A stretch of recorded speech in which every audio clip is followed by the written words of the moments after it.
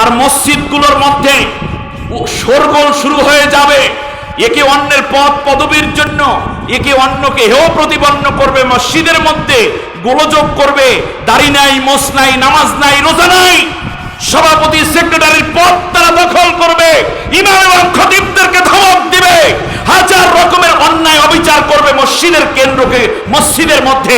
এটা মনে রেখো, একটি জাতির সভ্যতা ধ্বংসের আলামত। বাইয়া ফেলায় কূপে আর আল্লাহ তাআলা উঠাইয়া দেন রাজ সিংহাসনে। কেউ যদি চিন্তা করে হত্যা করে শেষ করব, আপনি ভুল। আপনার হত্যার সিদ্ধান্তই এই মাজলুম জনতাকে আল্লাহর কোরআনের রাজ কায়েমের জায়গায় পৌঁছে দেবে ইনশাআল্লাহ।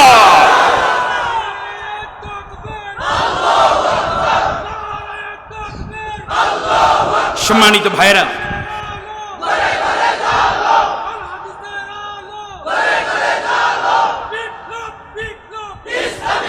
আমি আপনাদের কাছ থেকে মাত্র 5 মিনিট সময় নিয়ে আজকের আলোচনা শেষ করতে চাই।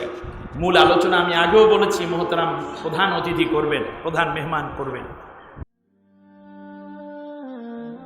IUB media.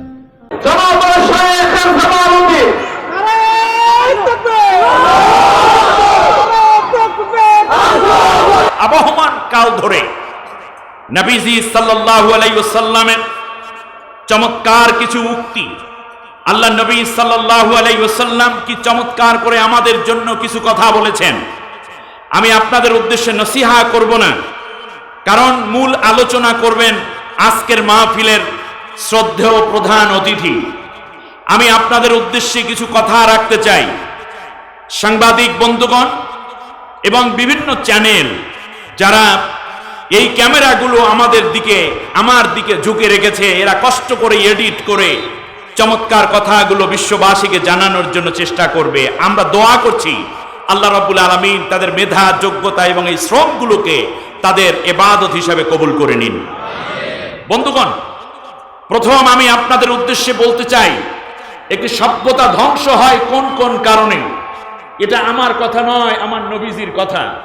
আমি ওলামায়ে কেরামদের সামনে কথা বলছি। নবীজি সাল্লাল্লাহু আলাইহি ওয়াসাল্লাম সুনান ইবনে মাজাহ 4019 নম্বর হাদিসে বলেছেন, লাম তাযহিরাল ফাহিশাতু ফি কওমি কত্তুন হাত্তা ইউলিনু বিহা ইল্লা ফাশা ফিহিমুত তাউনা ওয়াল আউজাসা আউজাউল্লাতী লাম তাকুন মাউদাত ফি আসলাফিহিম আল্লাযী মাউদু। আল্লাহ নবী সাল্লাল্লাহু আলাইহি ওয়াসাল্লাম বলেছেন, 5টি জঘন্য কর্ম যখন ইসলামের মুসলিম জাতির মধ্যে ঢুকে পড়বে তখন একটি সভ্যতা ধ্বংস হয়ে যাবে। তবে মনে রেখো, এই রকম কাজ যখন শুরু হবে, আমি যদি তখন বেঁচে থাকি সেটাকে রোধ করব আমি। কিন্তু এই খারাপ কাজের সাথে যদি কোনো মুসলিমরাও জড়িয়ে যায় তাহলে তাদের উপরে বিপদ মুসিবত চলে আসবে। তার মধ্যে একটি হচ্ছে, যখন মানুষেরা মাপামাপির মধ্যে ভেজাল মিশাইয়া দেবে, ওজনে এবং মাপে কম দিবে, জায়গা জমির মাপ এবং ওজন, মালামাল সোনা দানা দান চাল, সেখান থেকে তেল চাল ডাল যা বিক্রি করবে এগুলোর মধ্যে যখন সমস্যা করবে, ভেজাল নিবে।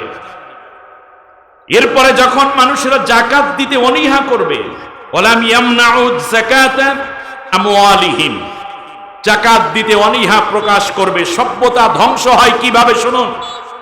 ওয়ালাম ইয়ানকুদু আহদাল্লাহি ওয়া আহদা রাসূলিহি, আল্লাহ এবং আল্লাহর সাথে তারা যে ওয়াদা করেছে, ঈমান আনার সাথে সাথে সেই ওয়াদা তারা পালন করবে না।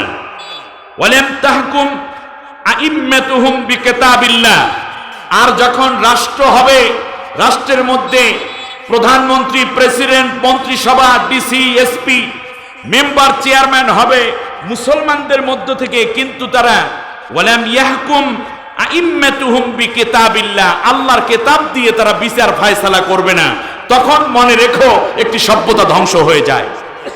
আমার কথা কি আপনারা বুঝতে পেরেছেন? আমি আজ বীর চট্টলার তাওহীদি জনতাকে বলে যাই, এই কাজগুলো আমাদের সমাজে আছে না নাই? এখন কি করতে হবে? তাহলে মনে রাখতে হবে আমরা কিন্তু ধ্বংসের দিকে আগাচ্ছি। ফিরতে চান নাকি ধ্বংস হতে চান? খুব নসিহামূলক কথা মনে রাখুন। আল্লাহ নবী সাল্লাল্লাহু আলাইহি ওয়াসাল্লাম বলেন, সভ্যতা ধ্বংসের জন্য আরো 13টা কাজ সমাজের মধ্যে চলবে।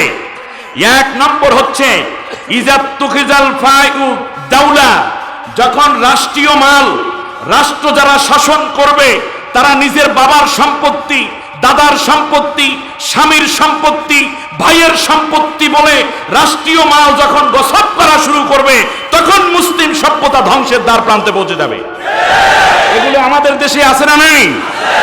খুব সাবধান। আমি আমার কথাগুলো বলছি না, আমি নবীজির কথা বলছি। আমার জাতি সাবধান হোক, আমি সকলের জন্য নবীর কথা জানিয়ে যাচ্ছি।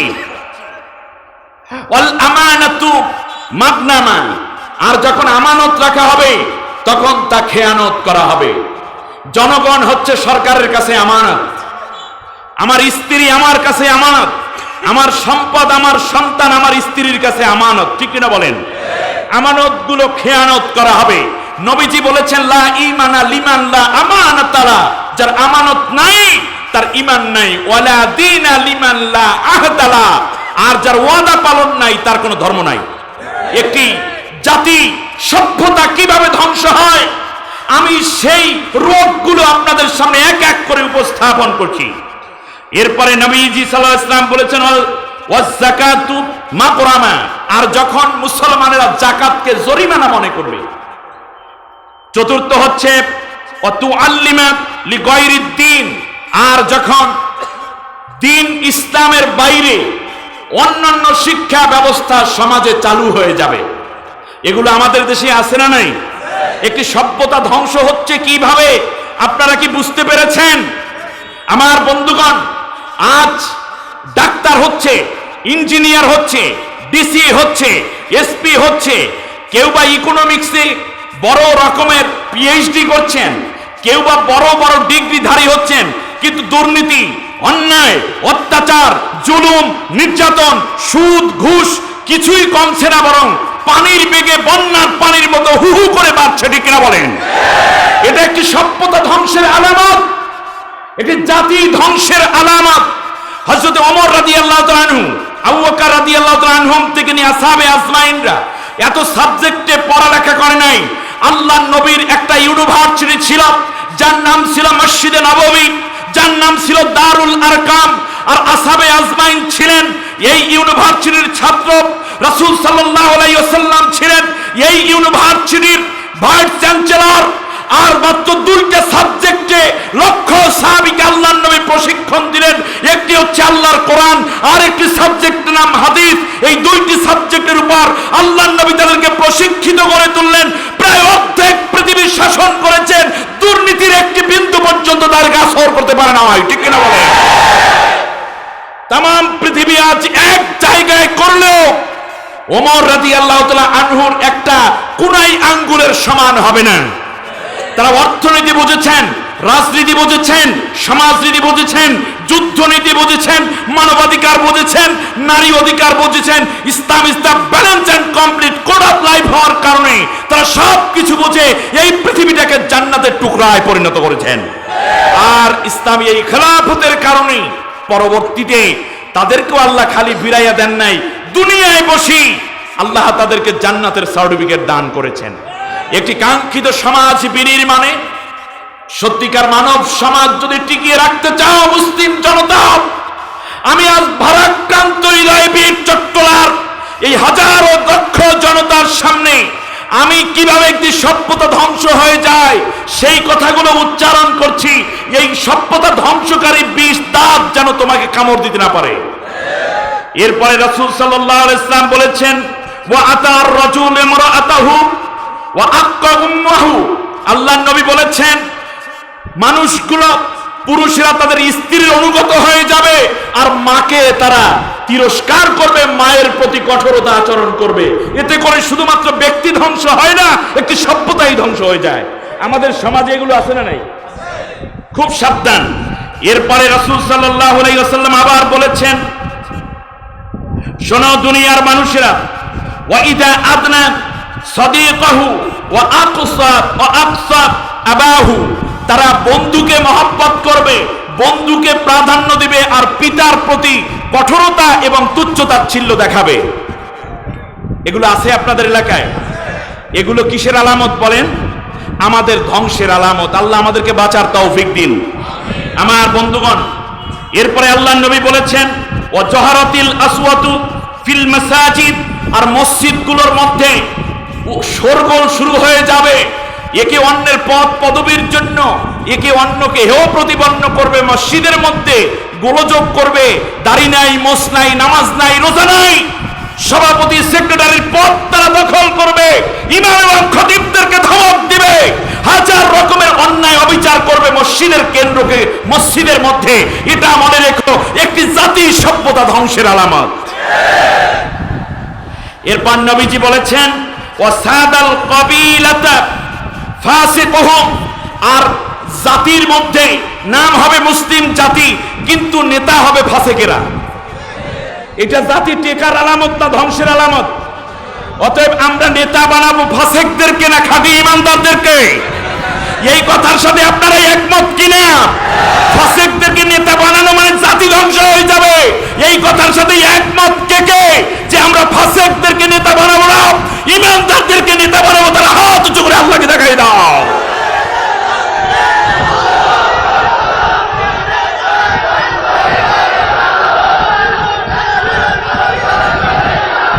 আল্লাহ আমাদের কবুল করুন, বলেন আমিন।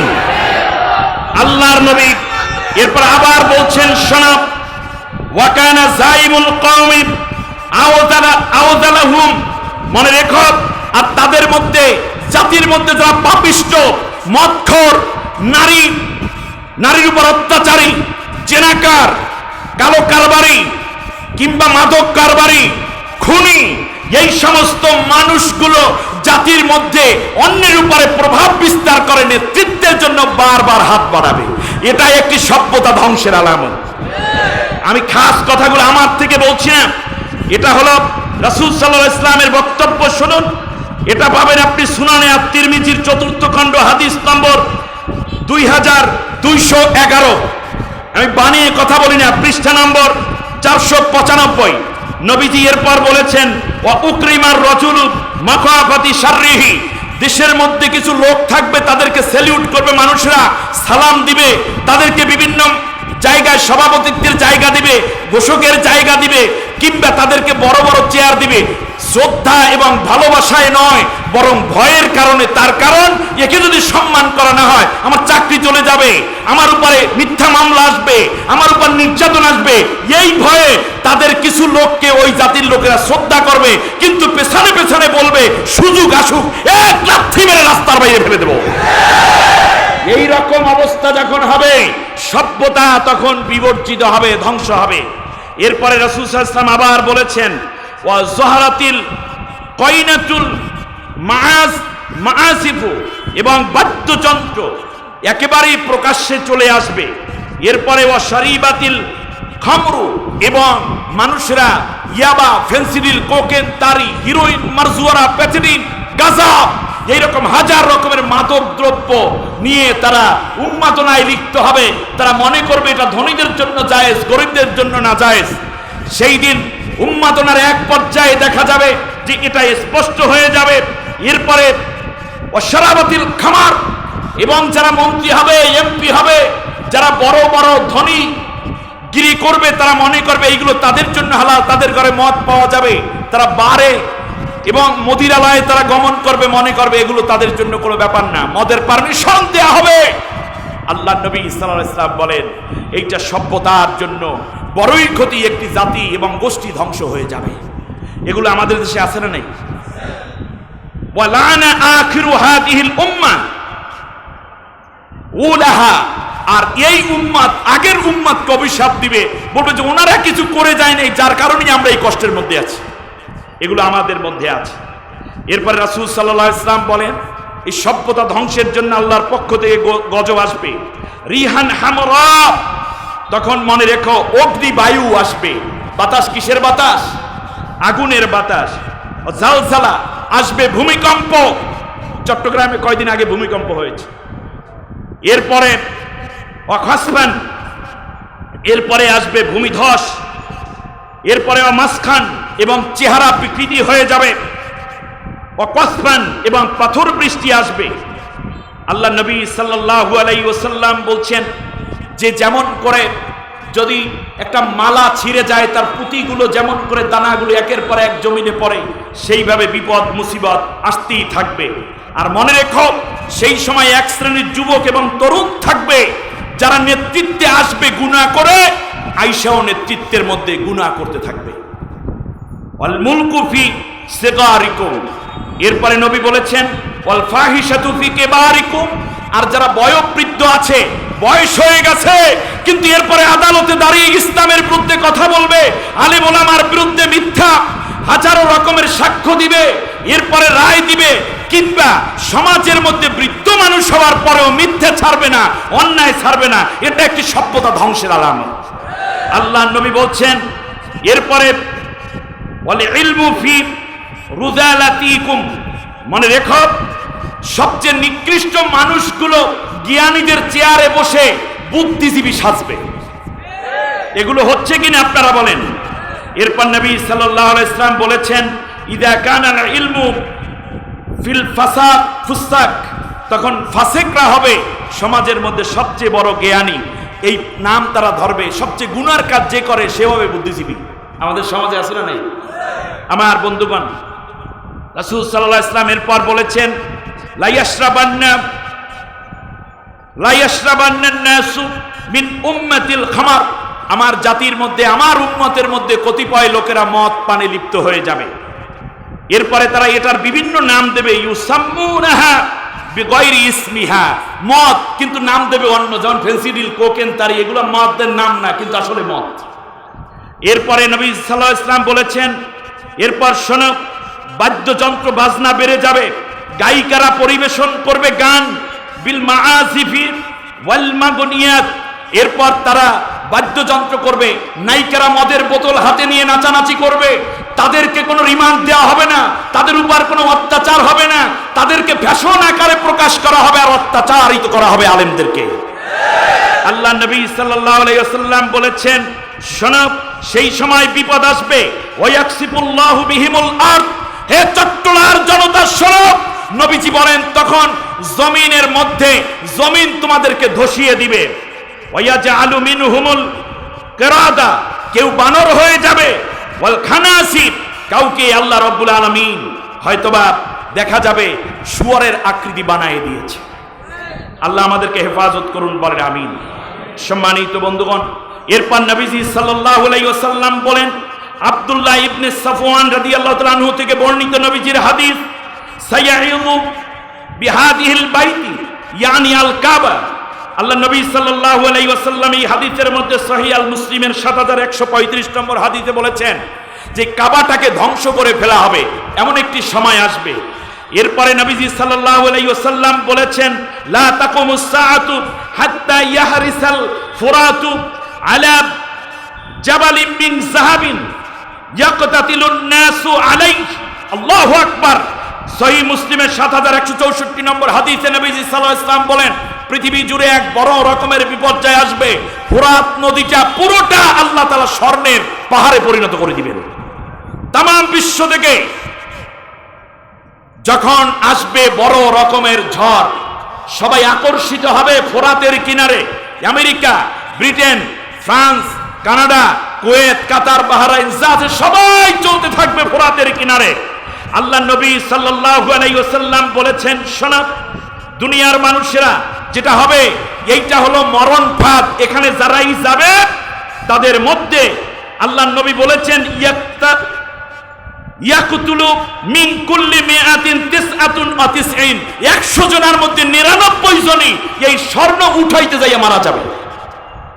নবীজি সাল্লাল্লাহু আলাইহি ওয়াসাল্লাম বলেছেন ইন রাআইতু ফালা তাকরাবাহু, তোমরা যদি এই অবস্থায় থাকো তাহলে ওই কিনারে যাইও না আমার উম্মতেরা, কারণ ওখানে যাওয়া মানে মরে যাওয়া। বিশ্ব সভ্যতার এই অবস্থা থেকে নিয়ে আমরা যদি এখান থেকে নিয়ে সামনের দিকে আগাতে থাকি তাহলে আল্লাহ নবী সাল্লাল্লাহু আলাইহি ওয়াসাল্লামের আরো কিছু খবর সভ্যতা কিভাবে শেষ হবে যদি আমরা দেখি, তাহলে রাসূল সাল্লাল্লাহু আলাইহি ওয়াসাল্লাম বলেছেন ইউখাররিবুল কাবা জুস যুসওয়াইকাতাইনি মিনাল হাবশা, হাবশা থেকে একজন লোক বের হবে কালো, সে এসে কাবাটাকে ধ্বংস করে চূর্ণ বিচূর্ণ করবে। আল্লাহ নবী সাল্লাল্লাহু আলাইহি ওয়াসাল্লাম বলেন দাজ্জাল আসবে, ইহুদিদের সাথে মুসলমানদের চূড়ান্ত একটা যুদ্ধ হবে। মুসলিম শরীফের 7229 নম্বর হাদিস, লা তাকুমুস সাআতু হাত্তা ইউকাতিলুল মুসলিমুনা আল ইয়াহুদা। আল্লাহু আকবার। মুসলমানদের সাথে ইহুদিদের যুদ্ধ হবে। এরপরে রাসূল সাল্লাল্লাহু আলাইহি ওয়াসাল্লাম বলেছেন ফায়াকতুলুহুমুল মুসলিমুন, মুসলমানরা ইহুদিদেরকে হত্যা করবে। আল্লাহু আকবার বলেন। এরপরে আস্তে আস্তে করে যে অবস্থাটায় আসবে, পাহাড়ের আড়ালে তারা যখন ইহুদিরা লুকাবে, তখন পাহাড় তাদেরকে বলবে আমাদের পিছনে ইহুদি আছে, তাকে হত্যা করত। শুধুমাত্র হাত্তা শাজারাতিল গরকা, শুধুমাত্র গরকা নামক একটি গাছ যার পিছনে ইহুদিরা পালালে বলবে না। এখন ইহুদিরা সেই গাছ লাগাচ্ছে। আমার মূল উদ্দেশ্য সভ্যতা ধ্বংসের কারণ। মনে রাখবেন, কোন সভ্যতাই টিকবে না আল্লাহর নবীর এই হাদিসের প্রতি যদি আমল না হয়। এরপরে রাসূল সাল্লাল্লাহু আলাইহি ওয়াসাল্লাম আবার বলেছেন, দুনিয়ার মানুষেরা শুনতে থাকো, সেটা হচ্ছে এই যে ইমাম মাহদির আগমন হবে একটি সভ্যতা পুনরুদ্ধারের জন্য। সুবহানাল্লাহ পড়েন, আল্লাহু আকবার। ইমাম মাহদি আলাইহিস সালাম প্রসঙ্গে রাসূল সাল্লাল্লাহু আলাইহি ওয়াসাল্লাম কথা বলেছেন। তার আগে আমি আপনাদের কাছে একটি মৌলিক তথ্য দিয়ে আমি আমার আলোচনায় ঢুকতে চাই, সভ্যতা কিভাবে বাঁচানো যায়। আল্লাহ কবুল করুন, বলেন আমিন। আমার বন্ধুগণ, আসুন, রাসূল সাল্লাল্লাহু আলাইহি ওয়াসাল্লাম বলেছেন, শোনো দুনিয়ার মানুষেরা, এক নম্বর হচ্ছে আন সাওবান মাওলা রাসূলিল্লাহ সাল্লাল্লাহু আলাইহি ওয়াসাল্লাম ইদ রাআইতুম রাইয়াতিস সুদা قد جاءت من قبال خراسان فأتوها فإن فيها خليفة الله المهدي। আল্লাহ নবী সাল্লাল্লাহু আলাইহি ওয়াসাল্লাম বলেন, খোরাসান থেকে, শুনুন, খোরাসান থেকে একদল লোক বের হবে যাদের পতাকা হবে কালো, পাগড়ি হবে কালো। তোমরা তাদের সাথে সাথী হয়ে যেও, তার কারণ হচ্ছে তার মধ্যে ইমাম মাহদি থাকবেন। এটা মিশকাত শরীফের 5461 নম্বর হাদিস। আমি আজকে বলছি সভ্যতা উদ্ধারের কথা। আল্লাহ নবী সাল্লাল্লাহু আলাইহি ওয়াসাল্লাম বলেছেন, লা তাকুমুস সাআতু হাত্তা ইয়ানজিলুর রূম বিল আমাকি ওয়া বাদাবিক ফায়াখরুজু ইলাইহিমুল জাইশু মিনাল মাদিনা মান খিয়ারি আহলিল আরদি ইয়াউমা ইদিন। মনে রেখো, আমাক এবং বাদাবিক এই দুইটা জায়গা আফগানিস্তানে। আপনারা মনে হয় বুঝতেছেন না, এর আগে খোরাসান ও আফগানিস্তানের পূর্ণ নাম ছিল এক সময়। ফাইদা তাসাফফু, শুনুন, যখন দুই দল যুদ্ধের সম্মুখীন হয়ে যাবে, কলাতির রূম, ঐক্যবদ্ধ শক্তি, পরাশক্তিরা প্রস্তাব দেবে, খল্লু বাইনানা ওয়া বাইনাল্লাযিনা সাবু মিন্না, তোমাদের সাথে যুদ্ধ হবে না। যেই ব্যক্তিকে কেন্দ্র করে আজকে যুদ্ধ হচ্ছে সেই ব্যক্তিকে আমাদের হাতে উঠাই দাও। আজ থেকে 20 বছর আগে চলে যান। সে সময় একজন মেহমান ছিলেন আফগানিস্তানে, আল কায়দা তাকে আশ্রয় দিয়েছিলেন। সেই সময় বলা হয়েছিল যে ওসামা বিন লাদেনকে আমাদের হাতে তুলে দাও, তাহলে কোনো যুদ্ধ হবে না। তখন মোল্লা ওমর কি বলেছে, আমি বলছি না এই হাদিস সেই হাদিস, আমি বলছি না, কিন্তু সত্যটা আমি বলে গেলাম। আমি আলেম মানুষ, কোনো গোপন করার সুযোগ নেই। আমি বলছি না এই কথা সেই কথা, কিন্তু দেখুন মিলে কত, হয়তো সামনেও আবার মিলতে পারে। তখন বলবে ফায়াকুলুল মুসলিমুন, মুসলমানরা বলবে, লা ওয়াল্লাহি লা নুখাল্লি বাইনাকুম ওয়া বাইনা ইখওয়ানিনা, আল্লাহর কসম আমরা আমাদের মেহমানকে শত্রুর হাতে উঠাইয়ে দেব না। ফায়ান হাজিমুস সুলুসা, তখন এই গোষ্ঠী 3 দলে বিভক্ত হবে।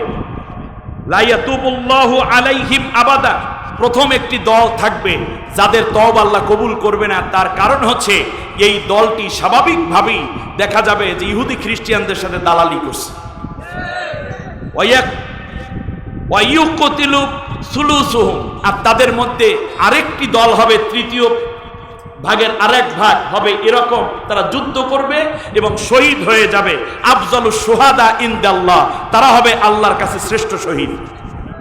ওয়ায়াবতাতিহুস সুলুসা, আর শেষ 3 ভাগের 1 ভাগ যারা বেঁচে থাকবে তাদেরকে আল্লাহ তাআলা বিজয় দান করবেন। লা ইফতানুনা আবাদা, এদেরকে কোনোদিন কোনো ফিতনা তাদেরকে পাবে না। এরপরে রাসূল সাল্লাল্লাহু আলাইহি ওয়াসাল্লাম বলেছেন ফায়াবতাতিহুনা কুস্তান্তনিয়া, এরপর তারা বর্তমান নাম যে ইস্তাম্বুল, কনস্টান্টিনোপল, এইটা পর্যন্ত তারা বিজয়ের ধারা অব্যাহত রাখবে। সুবহানাল্লাহ পড়েন। আমার বন্ধুগণ, একটি সভ্যতা টিকে থাকে কোরআনের মধ্যে, একটি সভ্যতা টিকে থাকে হাদিসের মধ্যে, ঠিক কিনা বলেন? আমাদের সভ্যতা টেকানোর দলিলের নাম কি? কোরআন। আমাদের সভ্যতার দলিলের নাম হাদিস, ঠিক কিনা বলেন? কোরআন এবং হাদিস যদি আমরা ছেড়ে যাই বিপদে পড়ব, আমরা পথ হারিয়ে ফেলব। আজকে আপনাদের উদ্দেশ্যে আজকে এই সভ্যতার ধারাবাহিকতায় একটি প্রাচীন সভ্যতার ইতিহাস তুলে ধরছি। আল্লাহ আমাদেরকে কথাগুলো শুনে মেনে যাওয়ার তৌফিক দান করুন, বলেন আমিন। আমি কথাগুলো বলবো সব কোরআন থেকে ইনশাআল্লাহ। এতক্ষণ যা বললাম এগুলো আমার বানানো কথা বলেছি নাকি? অবশ্যই আল্লাহ নবীর কথা বলেছি। এবার আমরা চলে যাচ্ছি একটি সভ্যতা কিভাবে বিনির্মিত হয় আর একটি সভ্যতাকে ধ্বংস করার জন্য কত প্রোপাগান্ডা চলে। আমার সাথে সবাই পড়েন, আউযু বিল্লাহি মিনাশ শাইতানির বিসমিল্লাহির রাহমানির। বিতাড়িত অভিশপ্ত শয়তানের ওয়াসওয়াসা থেকে আল্লাহর আশ্রয় চাই। পরম করুণাময় অসীম দয়ালু আল্লাহর নামে শুরু করছি। আলিফ লাম রা। তিলকা আয়াতুল কিতাবিল মুবিন। ইন্না আনজালনাহু কুরআনান আরাবিয়্যান লাআল্লাকুম তা'কিলুন। নাহনু নাকুসসু আলাইকা আহসানাল কসাসি বিমা আওহাইনা ইলাইকা হাযাল কুরআন وَإِن كُنتَ مِن قَبْلِهِ لَمِنَ الْغَافِلِينَ آمَنْتُ بِاللَّهِ। অর্থ হচ্ছে আলিফ লাম রা। এর অর্থ আল্লাহ এবং তার রাসূলই ভালো জানেন। এটা একটি স্পষ্ট কিতাবের আয়াতাবলী। নিঃসন্দেহে আমি কোরআনের ভাষায়, কোরআনকে আরবি ভাষায় নাজিল করেছি যাতে করে তোমরা সহজেই এটা বুঝে নিতে পারো। আমি তোমাদের সামনে একটি সর্বোত্তম কিচ্ছা শোনাতে চাই। সুবহানাল্লাহ। কি শোনাবে? এটা সভ্যতার কিচ্ছা, একটি পুরানো কিচ্ছা, একটি চিরন্তন শাশ্বত কিচ্ছা। এটা হচ্ছে আহসানুল কসস।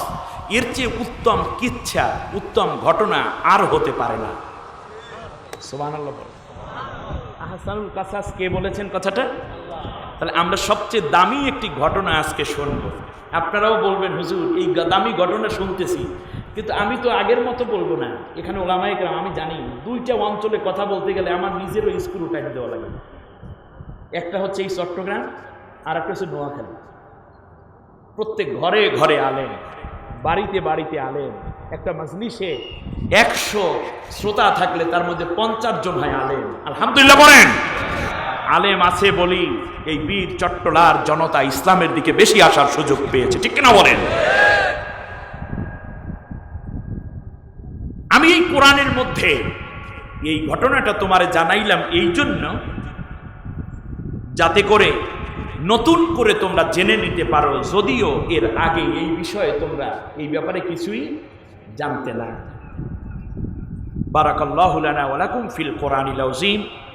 আল্লাহুম্মা ইগফির লানা ওয়া লিওয়ালিদাইনা ওয়া লিজামিল মুমিনিনা ওয়াল মুমিনাত ইয়াওমা ইয়াকুমুল হিসাব।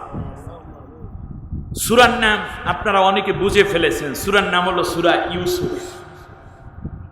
কোরআনুল কারীমের 12 নম্বর সূরা, 12 নম্বর পারা, 12টা রুকু আছে, আর এটার মধ্যে 111টা আয়াত আছে। আপনারা বুঝতে পেরেছেন? 12 নম্বর রুকু আছে কয়টা? 12টা। আর এটার মধ্যে 111টা আয়াত আছে। অনুবাদ করলাম এবার চলে যাচ্ছে সোজা আলোচনায়। কাগজ কলম থাকলে লিখবেন, মৌলিক কিছু কথা চলে যাচ্ছে। সূরাটা মক্কায় অবতীর্ণ হয়েছে। কোথায়? নবুয়াতের ৬ষ্ঠ বছর। নবুয়াতের ৬ষ্ঠ বছর। কাফের মুশরিকরা আল্লাহ নবী সাল্লাল্লাহু আলাইহি ওয়াসাল্লামকে চূড়ান্ত হত্যা করার প্ল্যান যখন পরিপূর্ণ করল, আস্তে আস্তে করে তাকে কিভাবে ধরা যায়। ইতিমধ্যে তায়েফে আল্লাহ নবী মার খেয়েছেন। মার খেয়ে বিশ্বনবী যখন ফিরে আসলেন, তখন আরবের যুবকরা গেল নবীকে দেখতে। কতিপয় যুবক গিয়ে বলল, মুহাম্মদ আপনাকে যারা মেরেছে তাদেরকে শেষ করে দিব। মুসআব বিন উমাইর ছিলেন তাদের মধ্যে অন্যতম। ৬ জন যুবক একত্রে গেছে দেখতে নবীকে, কারণ নবী তো সকলের জন্যই প্রিয় মানুষ। শেষ পর্যন্ত মুসআব বিন উমাইর নবীর উপর অত্যাচার দেখে বলল, ইয়া রাসূলুল্লাহ আপনি অনুমতি দেন আমরা তায়েফ আক্রমণ করি, আমরা আরো বন্ধু আছি। নবীজি বললেন, মুসআব রে, তুমি আজকে যদি আক্রমণ করে তায়েফবাসীকে ধ্বংস করে দাও, আমি মুহাম্মাদুর রাসূলুল্লাহ খুশি হব না। বরং যেই কালেমার দাওয়াত নিয়ে, যেই কোরআনের কথা বলার অপরাধে আমার উপরে এমন পীড়ন আসলো রে মুসআব, যদি তুমি এই কালেমা পড়ে মুসলমান হয়ে যাও, তায়েফবাসীকে সবাইকে মেরে ফেললে আমি যা না বলবো তার চেয়ে 1000 গুণ বেশি খুশি হব তুমি একজন যদি কালেমা পড়ে মুসলমান হয়ে যাও। ইসলামের সৌন্দর্য এখানে। মুসআব বিন উমাইর ইসলাম গ্রহণ করলেন, মায়ের কাছে চলে গেলেন। মুসআব বিন উমাইর রাদিয়াল্লাহু তাআলা আনহু মায়ের পক্ষ থেকেও কোনো সারা শব্দ পেলেন না। চাচার কাছে যাওয়ার পরেও দেখা গেল চাচা জনমের মতো মায়ের দিয়েছে। বিশ্বনবী সাল্লাল্লাহু আলাইহি ওয়াসাল্লাম মুসআব বিন উমাইর রাদিয়াল্লাহু তাআলা আনহুকে বললেন, মুসআব রে তুমি আফসোস করো না, পরনের মধ্যে মাত্র একটা কাপড়, বাকি সব পোশাক পরিচ্ছদ চাচা রেখে দিয়েছে, সম্পদ সব ফিরিয়ে নিয়েছি। মুসআব বিন উমাইর রাদিয়াল্লাহু তাআলা এক পর্যায়ে মদিনায় হিজরত করে গেলেন। উহুদের যুদ্ধ শুরু হয়ে যাবে। আল্লাহর নবী বলেন, আরবের মধ্যে সবচেয়ে শৌখিন যুবক ছিল মুসআব বিন উমাইর। যুদ্ধের ময়দানে যখন যাবে আল্লাহর নবীকে বললেন, ইয়া রাসূলুল্লাহ আমাকে কিছু অস্ত্রপাতি দেন। আল্লাহর নবী বললেন, মুসআব রে আমার কাছে কোনো অস্ত্র নাই। একটা খুরমা খেজুরের ডাল, শুকনো ডাল তিনি তার হাতে উঠাইয়া দিলেন। মুসআব বিন উমাইর যুদ্ধের ময়দানে শহীদ হয়ে গেলেন। উহুদের ময়দানে ৭০ জন সাহাবী শহীদ হলেন, তার মধ্যে একজন ছিলেন মুসআব বিন উমাইর। এত বেশি সুগন্ধি তিনি ব্যবহার করতেন, এত বেশি শৌখিন ছিল। গোটা আরবের মধ্যে এত সুদর্শন যুবক, এত দামি যুবক, এত জ্ঞানী যুবক, এত আকর্ষণীয় যুবক আর ছিল না। উহুদের ময়দানে শহীদ হলেন।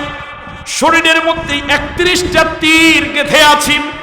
বিশ্বনবী সাল্লাল্লাহু আলাইহি ওয়াসাল্লাম তীরগুলো হাত দিয়ে বের করলেন। মুসআব বিন উমাইরের দেহের মধ্যে অনেকগুলো ক্ষত, তলোয়ারের আঘাত। আল্লাহর নবী বললেন, সবাইকে জানাজার জন্য প্রস্তুত করে দাও। আল্লাহর নবীর এক সাহাবী এসে বললেন, ইয়া রাসূলুল্লাহ মুসআব বিন উমাইরের ভাগ্যটা এমন হয়ে গেল, কাফনের কাপড় পাওয়া যাচ্ছে না। সামনের দিক থেকে যদি মাথার দিক থেকে কাপড় জড়াইয়া দেয় হাঁটু পর্যন্ত যায়, আর হাঁটুর দিক থেকে ঢেকে আসলে বক্ষ পর্যন্ত আসে, তার চেহারা পুরা হয়, এরকম কাফনের কাপড় পর্যন্ত পাওয়া যাচ্ছে না। আল্লাহর নবী বললেন, সাহাবীরা রে দেরি করো না, আমি নবী, আমি যা দেখি তোমরা তা দেখো না। আল্লাহ আমাকে যা দেখান তোমরা তা দেখো না। আমার মুসআবের মাথার দিক থেকে ঢেকে দাও, পায়ের দিকে যতটুকু কাপড় খোলা থাকবে ততটুকু উসনান নামক ঘাস দিয়া ঢেকে দিয়ে আমার মুসআবকে কবরের মধ্যে রেখে দাও। আমাকে আল্লাহ দেখাচ্ছেন জান্নাতের ফেরেশতারা হুর গেলেমানরা নূরের পোশাক নিয়ে কবরের মধ্যে মুসআবের জন্য হাজির হয়ে গেছে। এক এক করে 1000 ষড়যন্ত্র, শেষ পর্যন্ত ঘটনা আস্তে আস্তে করে গড়াতে আল্লাহর নবীকে হত্যা করার ষড়যন্ত্র পর্যন্ত হয়ে গেল।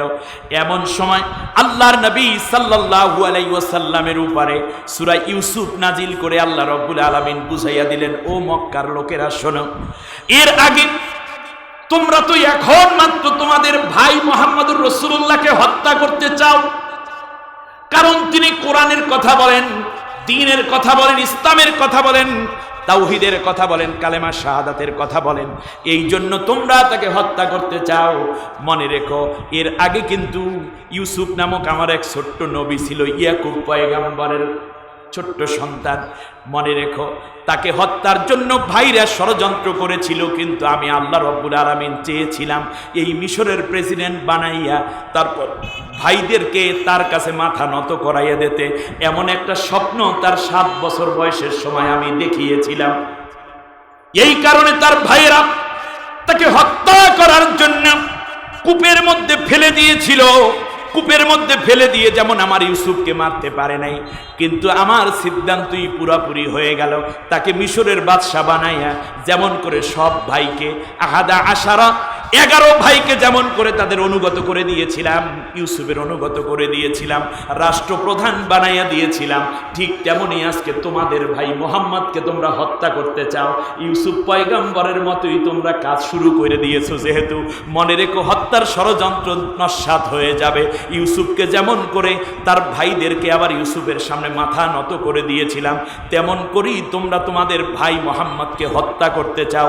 সেদিন বেশি দূরে নয়, আমি মোহাম্মদুর রাসূলুল্লাহকে এই মক্কার প্রেসিডেন্ট বানাইয়া ফিরাইয়া নিয়ে আসব। অন্যান্যদের মতোই মনে রেখো, তোমরাও তার কাছে আনুগত্যের মস্তক অবনত করবে এবং তার শাসন এবং বিধি বিধান মেনে নিতে বাধ্য হবে। এই ছিল সূরা ইউসুফ নাজিলের মৌলিক প্রেক্ষাপট। বিষয়টা কি শুনবেন, এবারে আসি। ইয ক্বালা ইউসুফু লিআবিহি ইয়া আবাতি ইন্নী রাআইতু 11 কাওকাবান ওয়াশ-শামসা ওয়াল-কমার রাআইতুহুম লি সাজিদিন।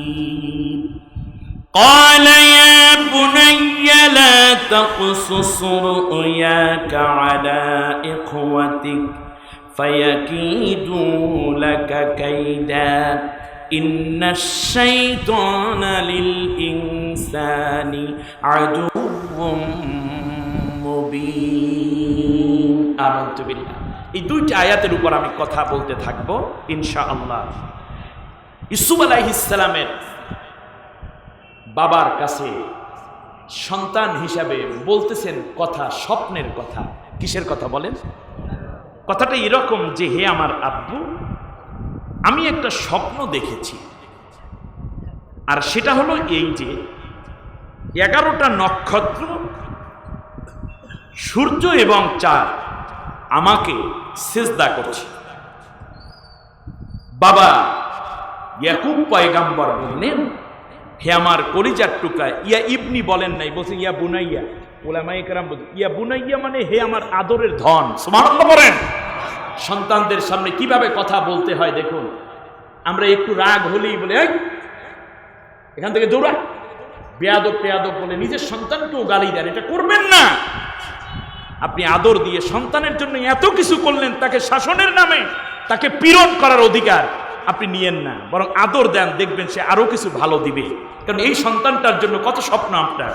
ইয়া বুনাইয়া, হে আমার কলিজার টুকরা ধন, আমার বংশের প্রদীপ, তুমি যা দেখেছো এই কথাগুলো তুমি তোমার ভাইদের কাছে বলো না, তাহলে তোমার ভাইরা তোমার বিরুদ্ধে ষড়যন্ত্র করবে। আর তুমি তো জানোই ষড়যন্ত্রকারীদের সাথে যোগ হয় শয়তান। ষড়যন্ত্রকারীদের সাথে যোগ হয় কি? আজও পৃথিবীতে যারা স্বজাতি, দেশীয় এবং একই সংস্কৃতি, একই ধর্ম এবং একই নীতি নৈতিকতার মধ্যে জন্মগ্রহণ এবং লালিত হওয়ার পরেও যারা এক ভাই আর এক ভাইকে হত্যা করার নেশায় উন্মাদনায় লিপ্ত আছে, তাদেরকে তাও দিচ্ছে শয়তানে, আর পেয়েছেও শয়তানে। এরই বাস্তব প্রমাণ হলো তারা নিজের দেশের লোকদেরকে হত্যা করে, আনন্দের মিছিল করে, কখনো মিষ্টি খায়, কখনো বা উন্মাদনার আবেগে লাফিয়ে লাফিয়ে আরো হত্যা করার ষড়যন্ত্র করে যাচ্ছে। ঠিক কিনা বলেন? তাদেরকে তাল দিচ্ছে কিসে? খুব ঠান্ডা মাথায় কথা আমার বন্ধুগণ। আর শয়তান হচ্ছে মানুষের প্রকাশ্য দুশমন। এবারে আমি চলে আসছি আবার গোড়ায়। ইয়াকুব আলাইহিস সালাম একজন নবী, তার বাবার নাম ইসহাক আলাইহিস সালাম। ইয়াকুব আলাইহিস সালামের বাবার নাম কি? ইয়াকুব ইবনে ইসহাক। আর ইসহাক আলাইহিস সালামের বাবার নাম ইব্রাহিম আলাইহিস সালাম। আর এই ইয়াকুব আলাইহিস সালামের পুত্রের নাম কি? ইউসুফ আলাইহিস সালাম। এর মানে নিজে নবী, বাবা নবী, দাদা নবী, পরদাদা নবী। আল্লাহ নবী বলেন, আমাদের নবী বলেছেন, আমি ইউসুফকে মৌলিক দুইটি কারণে আমার ভাইকে সবচেয়ে শ্রদ্ধা এবং ভালোবাসার জায়গায় রেখেছি। এক নম্বর হচ্ছে, কোন নবীর সিলসিলায় এত নবী নাই। সুবহানাল্লাহ। নিজে নবী, বাবা নবী, দাদা নবী, পরদাদা নবী, এরকম কোন নবী আর নাই। দ্বিতীয় হচ্ছে, এই পৃথিবীতে আমি যখন মেরাজে গেলাম তখন আমার ইউসুফ ভাইকে দেখেছিলাম। আমার ইউসুফ ভাইয়ের মতো এত সুন্দর চেহারা পৃথিবীতে আর কোন নবীর নাই। সুবহানাল্লাহ বলবেন না? পৃথিবীর সমস্ত সুন্দরকে যদি 4 ভাগ করা হয়, পুরো 4 ভাগের 3 ভাগ একাই আমার ইউসুফ নবীর ভিতরে দেয়া আছে। নবীজি বলেছেন। এখন আপনারা বলতে পারেন, তা আমাদের নবীর চেহারা কেমন? আরে ভাই, এটা কি বলা লাগে নাকি? যেই ব্যক্তি পেপার দেখেছে, পেপার দেখে কে? টিচার, অথবা গবেষণা করে শিক্ষকরা, অথবা পিএইচডি করে ওই বিষয়ের যারা পাকা দক্ষ। যেই নবী ইউসুফ আলাইহিস সালামের চেহারার এত সুন্দর বিশ্লেষণ করে, তাহলে তিনি হইলেন চেহারা বিশেষজ্ঞ। তার নিজের চেহারা কত সুন্দর হলে অন্যের চেহারা নিয়ে এত বিশ্লেষণ করতে পারে। এত নবীর কথার মধ্যেই বোঝা যায় নবীজি আবার কত বড় সুন্দর চেহারা করে আল্লাহ আমাদের নবীকে বানিয়েছেন। কথার মধ্যেই জবাব আছে। আমার বন্ধুগণ খেয়াল করুন, ইউসুফ আলাইহিস সালাম তার বাবা ইয়াকুব আলাইহিস সালাম এর আগে বিয়ে করেছিলেন, সেই ঘরে 10টা পুত্র সন্তান।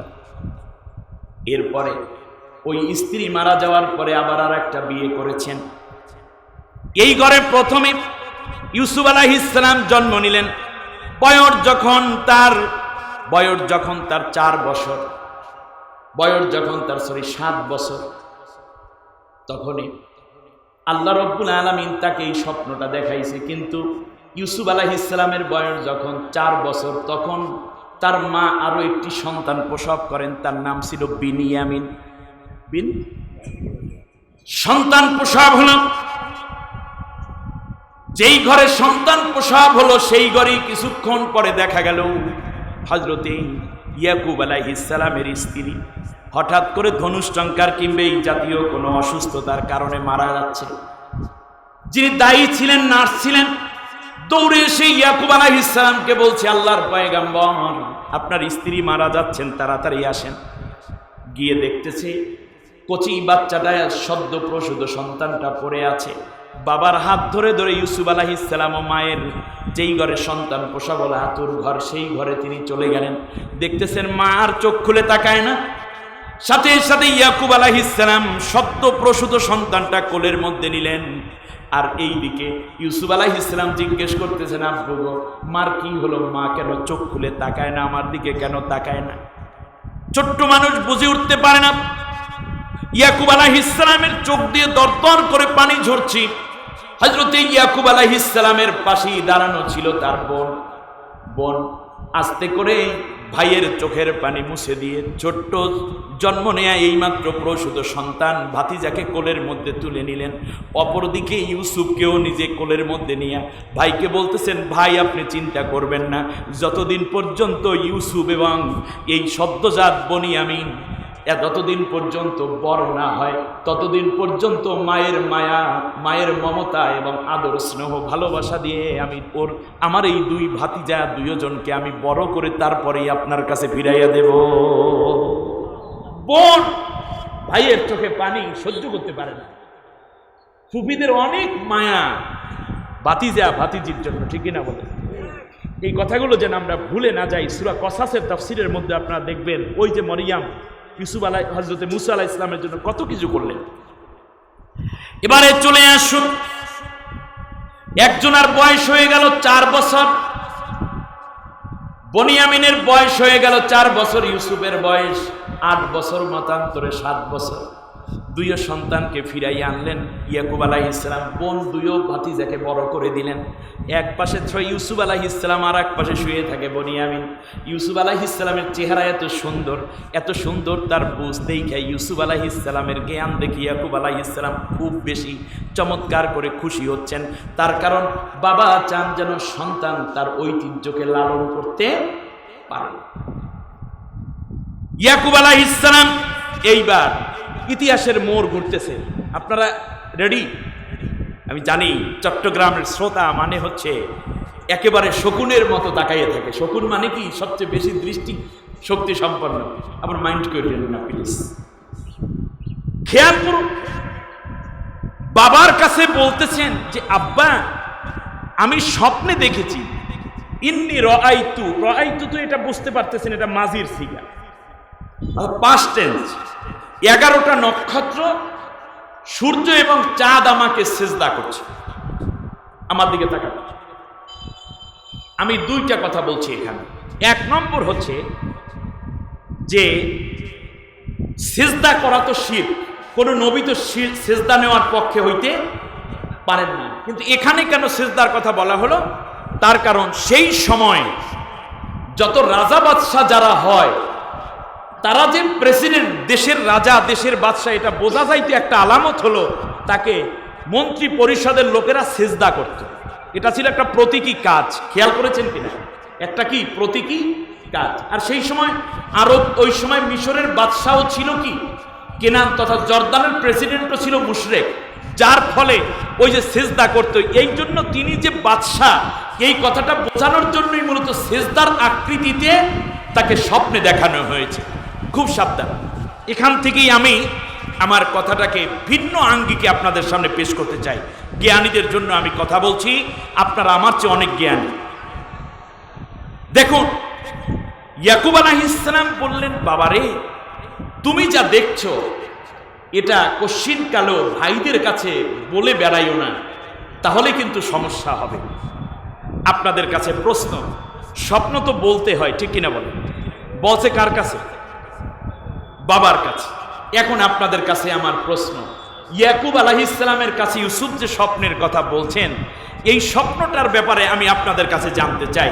এই স্বপ্ন কি তিনি ঘুমের মধ্যে দেখেছিলেন নাকি জীবিত অবস্থায় দেখছিলেন? আপনারা জবাব দেবেন না আমি জানি। আবার কেউ বলছেন ঘুমের মধ্যে। খুব ঠান্ডা মাথায় কথা নেন। আরে ভাই, ঘুমের মধ্যে যদি ইউসুফ আলাইহিস সালাম স্বপ্ন দেখতেন তাহলে ভাইরা কোনোদিনও মারত না। এই স্বপ্ন ছিল জীবন্ত। আমি দুইটা কারণ বলছি। ওলামায়ে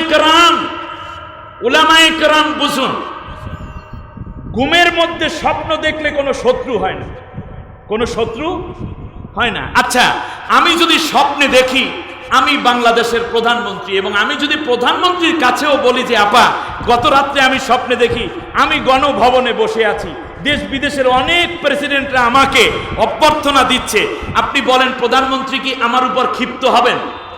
হবেন না। বলবেন যে হুজুর এইসব স্বপ্ন আরো দেই কেন, সুবিধা নেই। তার কারণ ঘুমের স্বপ্ন হয় না, মানে এটা নিয়ে কোনো শত্রুতা হয় না। কিন্তু আমি যদি আজকে বলি যে আমার একটি স্বপ্ন আছে, তাহলে একদিন আমি বাংলাদেশের প্রেসিডেন্ট হব, প্রধানমন্ত্রী হব, এবং এই প্রধানমন্ত্রী হয়ে আল্লাহর কোরআনের রাজ কায়েম করব, আপনি দেখবেন আগামীকাল আমার বিরুদ্ধে 3টে মামলা। এক। দ্বিতীয়, আমি জ্ঞানীদের জন্য কথা বলি। দ্বিতীয় হচ্ছে, যদি ইউসুফ আলাইহিস সালাম ঘুমের মধ্যে স্বপ্নটা দেখতেন তাহলে আল্লাহর আয়াত এইভাবে হতো না। আল্লাহর আয়াতের মধ্যেই প্রমাণ করে তিনি ঘুমের মধ্যে এই স্বপ্ন দেখেন নাই। ঘুম ছাড়াও কিন্তু মানুষের স্বপ্ন দেখে।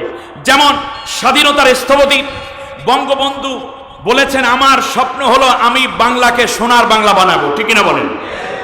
বেগম খালেদা জিয়ার স্বপ্ন হলো তিনি সবুজ বাংলা বানাবেন। আবার প্রেসিডেন্ট এরশাদ মরহুমের স্বপ্ন ছিল তিনি এটাকে সবুজ বাংলা, কি বাংলা যেন, নতুন বাংলা বানাবেন, ঠিক কিনা বলেন? এরকম স্বপ্ন থাকে না? প্রধানমন্ত্রী মাঝে মাঝে বলেন পদ্মা সেতু আমার স্বপ্নের সেতু। আপনারা বলেন এটা কি তিনি ঘুমের মধ্যে দেখেছেন স্বপ্ন নাকি জাগতিক স্বপ্ন? রাইট। আপনি আপনি আপনার সন্তানকে বলতেছেন, বাবা আমার স্বপ্ন তুমি একজন বড় রকমের মুফাসসির হবে, আল্লামা দিলওয়ার হোসেন সাইদি সাহেবের মতো কোরআনের আওয়াজ উচ্চারণ করবে, তুমি মিজানুর রহমান আজহারীর মতো বড় একজন দায়ী হবে, কিংবা তুমি একজন জালালউদ্দিন রুমির মতো হবে, কিংবা তুমি হবে জামালউদ্দিন আফগানির মতো বিশ্ববরেণ্য আলিমে দ্বীন, তুমি হবে বাংলাদেশে শাইখুল হাদিস আহমদ শফির মতো বড় রকমের একজন মুফাক্কিরে ইসলাম। এই স্বপ্নগুলো আপনারা যে দেখেন, এই স্বপ্নটা কি ঘুমের স্বপ্ন নাকি জীবিত স্বপ্ন? বোঝা যায় ইউসুফ আলাইহিস সালাম ঘুমাইয়া স্বপ্ন দেখেন নাই। এবারে আসি ঘুমের স্বপ্ন কেমন হয়। ঘুমের মধ্যে যদি স্বপ্ন দেখেন, ঘুমের মধ্যে স্বপ্ন দেখলেন হযরতে ইব্রাহিম আলাইহিস সালাম। স্বপ্ন দেখছেন কে? ইব্রাহিম আলাইহিস সালাম স্বপ্ন দেখে বলতেছেন, হযরতে ইসমাইল আলাইহিস সালামকে নিয়ে চলে গেলেন মিনা উপত্যকায়, গিয়ে বলতেছেন, শোনো ইয়া বুনাইয়া ইন্নী আরা ফিল মানামি আন্নী আযবাহুক। শুনতেছেন না আপনারা? আলেমদের দেখছেন, আলেমদের ব্রেন পরিষ্কার হয়ে গেছে। ইয়া বুনাইয়া, হে আমার কলিজার টুকরা সন্তান, ইন্নী আরা ফিল মানামি, আমি দেখেছি ফিল মানামি, স্বপ্নের মধ্যে, ঘুমের মধ্যে। ফিল মানাম, নাউমুন অর্থ কি? ঘুম। মানাম মানে ঘুমন্ত অবস্থায়। ইন্নী আরা ফিল মানামি, আমি দেখেছি ঘুমের মধ্যে, আন্নী আযবাহুকা, আমি তোমাকে জবেহ করি। তাহলে যেই স্বপ্নটা দেখে ঘুমের মধ্যে, সেখানে মানাম শব্দটা উল্লেখ থাকে। যেমন মুয়াজ্জিনরা বলে আসসালাতু খায়রুম মিনান, ঘুমের চাইতে নামাজ। তাই নাম অর্থ কি? ঘুম, আর মানাম অর্থ ঘুমের অবস্থা।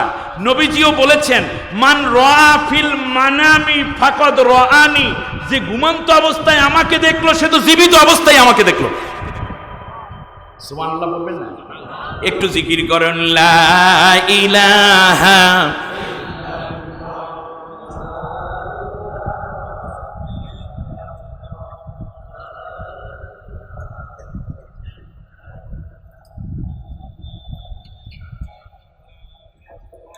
হায়াতের মালিক যেই আল্লাহ, মৌতের মালিক সেই আল্লাহ, লা ইলাহা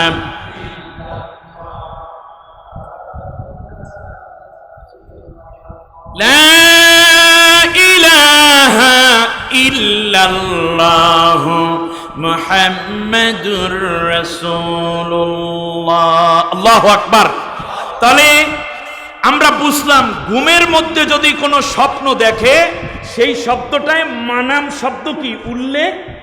যেমন ইব্রাহিম আলাইহিস সালাম বলছেন, হে আমার সন্তান, আমি ইন্নী আরা ফিল মানামি, সূরা সফফাতের মধ্যে এটা আছে। আবার নবীর হাদিসেও আছে মানাম। নবীদের স্বপ্ন আর স্বাভাবিক দেখা একই রকম, কারণ নবীর স্বপ্ন বাস্তব। কিন্তু এরপরেও এখানে হযরতে ইউসুফ আলাইহিস সালাম কিন্তু বলছেন না, ইয়া আবাতি ইন্নী রাআইতু ফিল মানামি, এটা আছে নাই। যদি ঘুমের মধ্যে হতো তাহলে ভাইরা তাকে মারতো না। তার কারণ এটা হচ্ছে একটা মহাপরিকল্পনার স্বপ্ন, যেমনটা রাজা বাদশারা দেখে। আর রাজা বাদশারা যে দেখে, তার প্রমাণ হলো তাকে সিজদা দেওয়ার একটা নিদর্শন সে দেখেছে। আর সেই সময় যে সিজদা করতে কেউকে দেখলে, সে রাজা তথা প্রেসিডেন্ট হওয়ার জায়গায় উন্নীত হওয়ার একটি নিদর্শন বহন করে। তাহলে এই স্বপ্নটা ছিল কি ঘুমের মধ্যে নাকি বাস্তবে? ঘুমের মধ্যে। এই এলাকার আপনারা আছেন, আগামী চেয়ারম্যান নির্বাচন, যদি আপনারা দেখেন কেউ যদি বলে যে ভাই আমি গত রাত্রে স্বপ্নে দেখেছি, বর্তমান চেয়ারম্যানকে গিয়ে যদি বলে যে ভাই আমি গত রাত্রে স্বপ্নে দেখি জনগণ আমাকে চেয়ারম্যান বানাই ফেলাইছে, বলবে যে ভাই আরো দেখেন, অসুবিধা নেই। কিন্তু উনি যদি এইরকম কিছু মানুষকে জড়ো করে যদি বলে আমার একটা স্বপ্ন হলো আমি আগামী নির্বাচনে চেয়ারম্যানই করব এবং আপনারা আমার সাথে থাকবেন, তাহলে রাস্তাঘাট পাকা করে দেব, কালভার্ট ব্রিজ করে দেব, ঘরে ঘরে চাকরি দেব, এই কথাগুলো যদি বলে, তাহলে স্পষ্ট বোঝা যাবে যে এখানে একটা সমস্যা হওয়ার সম্ভাবনা আছে। ইউসুফ আলাইহিস সালাম ঘুমের মধ্যে স্বপ্ন দেখেন নাই, আগে এইটা আপনারা ধরেন। তার কারণ ইউসুফ আলাইহিস সালাম ঘুমের মধ্যে দেখেছেন, এই কথা এই আয়াতের মধ্যে কোথাও নাই। এক। দ্বিতীয় হচ্ছে কি, সেটা হচ্ছে যে যদি তাহলে কি দেখলেন, অর্থাৎ এইটা ছিল একটা পরিকল্পনার স্বপ্ন। তখন তার বয়স কত বছর? সুবহানাল্লাহ বলেন না। তখন তার বয়স কত বছর? মাত্র কত বছর? 7 বছর স্বপ্ন। 7 বছর যখন বয়স, ভাইরা এই স্বপ্নের কথাটা শোনার সাথে সাথেই বলল যে শোনো, ইদ ক্বাল ইউসুফ ওয়া আখুহু আহাব্বু ইলা আবিনা মিন্না ওয়া নাহনু উসবাতুন ইন্না আবানা লাফি দালালিম মুবিন। সাথে সাথে 10 ভাই ঐক্যবদ্ধ হলো। স্বপ্নে দেখে কে? ইউসুফ আলাইহিস সালাম। খেয়াল করেন, অর্থাৎ বয়স যতই কম হোক কিংবা বেশি হোক, আপনি যদি একটি আদর্শ, একটি সভ্যতা, আপনারা বুঝতেছেন না মনে হয়, আমি সভ্যতা আর ওয়াজ করছি, কোন সভ্যতা, কোন আদর্শ কিংবা কোন সত্য যদি প্রতিষ্ঠা করার জন্য আপনি যদি স্বপ্নে দেখেন, তাহলে আপনারই পাশে থাকা নিকট আত্মীয় থেকে শুরু করে প্রতিবেশী কিংবা এলাকার লোকেরাই কেহ কেউ আপনাকে হত্যার ষড়যন্ত্রে লিপ্ত হবে, যেমনটা ইউসুফ আলাইহিস সালামের ব্যাপারে ভাইরা ছাড় দিতে পারে নাই। ভাইরা চিন্তা করুন, ইউসুফের ব্যাপারে আমরা সিদ্ধান্ত নেব, ওর ভিতরে স্বপ্ন আছে, অতএব বোঝা যায় অনেক ভাই আছে কিন্তু তার ভিতরে স্বপ্ন নাই। যে স্বপ্ন দেখে তার বিরুদ্ধে যত অভিযোগ। এই দেশের মধ্যে কত আলেম আছে, কত বুজুর্গ আছে, আমরা কত বক্তা আছি, কারো বিরুদ্ধে কোনো হেনস্থা করা নাই, কারো বিরুদ্ধে। যারা চায় এই জমিনের বুকে ইনসাফ কায়েম করতে, কোরআনের সমাজ কায়েম করতে, কিংবা যারা চান এই সমাজের মধ্যে আদল এবং ইনসাফ, ন্যায় বিচার প্রতিষ্ঠিত হোক, নারী তার অধিকার ফিরে পাক, সুদ ঘুষ বন্ধ হয়ে যাক, আল্লাহ রাব্বুল আলামিনের কোরআন দিয়ে এই সুন্দর সমাজটা পরিচালিত হোক, সাথে সাথে এর বিপরীতে কিছু স্বপ্নদ্রষ্টারা আছে যারা চায় নারীরা আরো বেশি উলঙ্গপনায় লিপ্ত হোক, যারা চায় এই সমাজের মধ্যে আরো বেশি মাদকের সয়লাভ বয়ে যাক, যারা চায় সমাজের মধ্যে ইসলাম নামক যেই সুন্দর ব্যবস্থাপনা আছে এটা বন্ধ হয়ে যাক, কিংবা সমাজের মধ্যে আরো বেশি করে যুবকরা আরো বেশি জেনাকার হোক, ধর্ষণকারী হোক, তখন দেখা যায় এই সভ্যতার ধ্বজাধারীরা সত্যিকার ন্যাক স্বপ্ন যারা দেখে তাদেরকে হত্যা করার কাজে লিপ্ত হয়। কথা স্পষ্ট কিনা? ইউসুফ আলাইহিস সালাম স্বপ্ন দেখলেন, এইবার ভাইয়েরা নিয়ে যাবেন। সকালবেলা বাবার কাছে হাজির হয়ে গেলেন। যখন স্বপ্ন প্রকাশিত হয়ে গেল, তার কারণ 7 বছর বয়সের শিশুও যদি স্বপ্নে দেখে তারেও কিন্তু রেহাই দেয় না। যারা ইসলাম বিরোধী কিংবা সত্য যারা মেনে নিতে পারে না, তারা কেউ কি রেহাই দেয় না, ছোট্ট স্বপ্ন দেখুক কিংবা বড়রা স্বপ্ন দেখুক। ভাইয়েরা আমার, সকালবেলা বাবার কাছে চলে গেল। ইয়াকুব আলাইহিস সালামের কাছে গিয়ে বলতেছেন, আব্বা, আমরা আপনার জন্য অনেক কিছু করি, কিন্তু খাওয়ান পরানোর দায়িত্ব আমাদের। আর স্বপ্নে দেখে আমাদের ইউসুফ। আব্বা গো, ইউসুফের ব্যাপারে আপনি আমাদেরকে খুব বড় রকমের সন্দেহ করেন। বলে, কেন বাবা? ইউসুফ তো তোমাদেরই ভাই, আমি সন্দেহ করি না। বলে যে যদি সন্দেহ না করেন, পলিটিক্যাল মাইন্ড, খেয়াল করেন নাই মনে, আপনার কোনো অসুবিধা আছে নাকি? পলিটিক্যাল মাইন্ড সেটা কি? যে আব্বু, যদি সত্যিকার অর্থে মনে করেন ইউসুফ আমাদের শত্রু না, কিংবা ইউসুফ আমাদের কাছে নিরাপদ, তাহলে আগামীকালকে ইউসুফকে আমাদের সাথে দিয়ে দেন। যদি আমাদের সাথে না দেন, তাহলে মনে করব আপনি মনে করেন ইউসুফকে আপনি বেশি ভালোবাসেন, আর আমাদেরকে আপনি ভালোবাসেন না, বিশ্বাস করেন না। বাবা হিসাবে ইয়াকুব আলাইহিস সালাম বিপদে পড়ছে কি পড়েনি? পড়ছে। রাতের বেলা বলে গেছে, বলছে আব্বা আগামীকালকে সকালবেলা ইউসুফকে নিয়ে যাব। রাতে ইয়াকুব আলাইহিস সালাম স্বপ্নে দেখতেছেন ইউসুফ পয়গম্বরকে নিয়ে বনের কিনারে গেছে ঘুরতে। 10টা বাঘ বনের ভেতর থেকে বের হয়েছে। বের হয়ে ইউসুফ আলাইহিস সালাম, ইয়াকুব দুইও বাপ বেটার উপরে আক্রমণ করেছে 10টা বাঘ। ইউসুফ আলাইহিস সালামকে হাতে ধরে ইয়াকুব জোরে দৌড় দিয়েছেন আলাইহিস সালাম। কিছু দূর যাওয়ার পরে ইউসুফ আলাইহিস সালাম পা ফসকে পিছনে পড়ে গেছে, আর 10টা বাঘে তারে কামড়াচ্ছে। ইয়াকুব আলাইহিস সালাম পাহাড়ের উপরে দাঁড়াইয়া নির্বাক সেই দৃশ্য দেখতেছেন। ইউসুফ আলাইহিস সালামের বাবা ইয়াকুব পয়গম্বর এই স্বপ্নের তাবির জানার জন্য অন্য কারো কাছে যাওয়ার দরকার আছে? ব্যাস সকালবেলা ভাইয়েরা হাজির, সুন্দর করে সন্তানকে গোসল করাইছে, গোসল করিয়ে জামা কাপড় পরাচ্ছেন, নিজের হাতে খাওয়াচ্ছেন। কিছু দূর যখন গেল, ভাইদেরকে দাঁড় করাইয়া দিয়া বলল যে শোনো, ইউসুফের সাথে আমার একটা গোপন কথা আছে, ওই কথাটা বলে দেই, তারপর নিয়ে যাও। লোকেরা বলল, অন্য ভাইরা বলল যে আবার এত কথা, সারাদিন তো ইউসুফকে নিয়ে আপনি থাকেন। বলল না। আর একজনে বলল, শিকার যেহেতু হাতে ধরা পড়ে গেছে, এখন আর কোনো অসুবিধা নাই। ভিতরে নিয়ে ঘরের মধ্যে ভিতরে দরজা লাগাইয়া ইয়াকুব আলাইহিস সালাম ইউসুফ আলাইহিস ইসলামের গায়ের মধ্যে একটা জামা পরাইয়া দিয়েছে, যেই জামাটা তার নিজের গায়ে পরা ছিল। আল্লাহ তৌফিক দিলে এই জামার হাকিকত নিয়ে আর একদিন তাফসীর হবে ইনশাআল্লাহ। বলি, এই জামা আদম আলাইহিস সালামকে আল্লাহ পরাইছিলেন জান্নাত থেকে, ইব্রাহিম আলাইহিস সালামকে আল্লাহ পরাইছিলেন যখন আগুনের মধ্যে ফেলে দিয়েছে নমরুদ, তখন সেই জামা হাত ঘুরে ঘুরে আজকে ইউসুফ পয়গম্বরের গায়ের মধ্যে জড়াইয়া দিয়েছেন তার পিতা হযরত ইয়াকুব আলাইহিস সালাম। বন্ধুরা আমার, ইউসুফ আলাইহিস সালামের গালের মধ্যে, কপালের মধ্যে, ঘাড়ের মধ্যে বারবার চুমা খায় ইয়াকুব আলাইহিস সালাম। আর বলল, বাবারে, এমন একটা সময় আসে যখন ভাই ভাইয়ের দুশমন হয়ে যায়, বন্ধু বন্ধুর শত্রু হয়ে যায়। এমন কোন সময় যদি তোমার জীবনে চলে আসে রে ইউসুফ, তাহলে এই পৃথিবীতে বাবা বাবা বলে চিৎকার করবে না, মা মা বলে কান্না করে কোনো লাভ নাই রে ইউসুফ। ভাই যখন ভাইয়ের দুশমন হয়ে যায়, সেই মুহূর্তে, এই কঠিন মুহূর্তে শুধু একজনকে ডাকবি, তিনি হচ্ছেন তোমার আমার মালিক আল্লাহ রব্বুল আলামিন। তার কারণ আল্লাহ ছাড়া মাজলুমের দোয়া শোনার এবং চোখের পানি দেখার মতো আর কেউ নাই। ছোট্ট ইউসুফ কিচ্ছু বুঝে না, একটু পরেই বলল, আব্বা আমি তো বিকেল বেলায় চলে আসবো, সকাল বেলা যাব, বিকাল বেলা ফিরে আসব। ভাইরা নাকি আমাকে হরিণ দেখাবে, বনের মধ্যে নাকি কাঁঠাল খাওয়াবে, ঝর্ণার পানিতে নাকি গোসল করাইয়া তাজা তাজা মাছ আমাকে দিয়ে ধরাইয়া দেবে, আমাকে নাকি অনেক পাখালির গান শোনাবে, ফুলের সৌরভ শুকতে সুযোগ দিবে। আব্বা আমার ভাইরা তো আমাকে ভালোই বাসবে, আব্বা একটা ওয়াদা দিলাম, যত ফল ফলাদি আমার ভাইরা আমাকে দিবে, আপনাকে ছাড়াই একটা ফলও আমি ইউসুফ মুখে দেব না। তার কারণ এই পৃথিবীতে আল্লাহ রব্বুল আলামিনের পরে আমি আপনারে সবচেয়ে বেশি ভালোবাসি।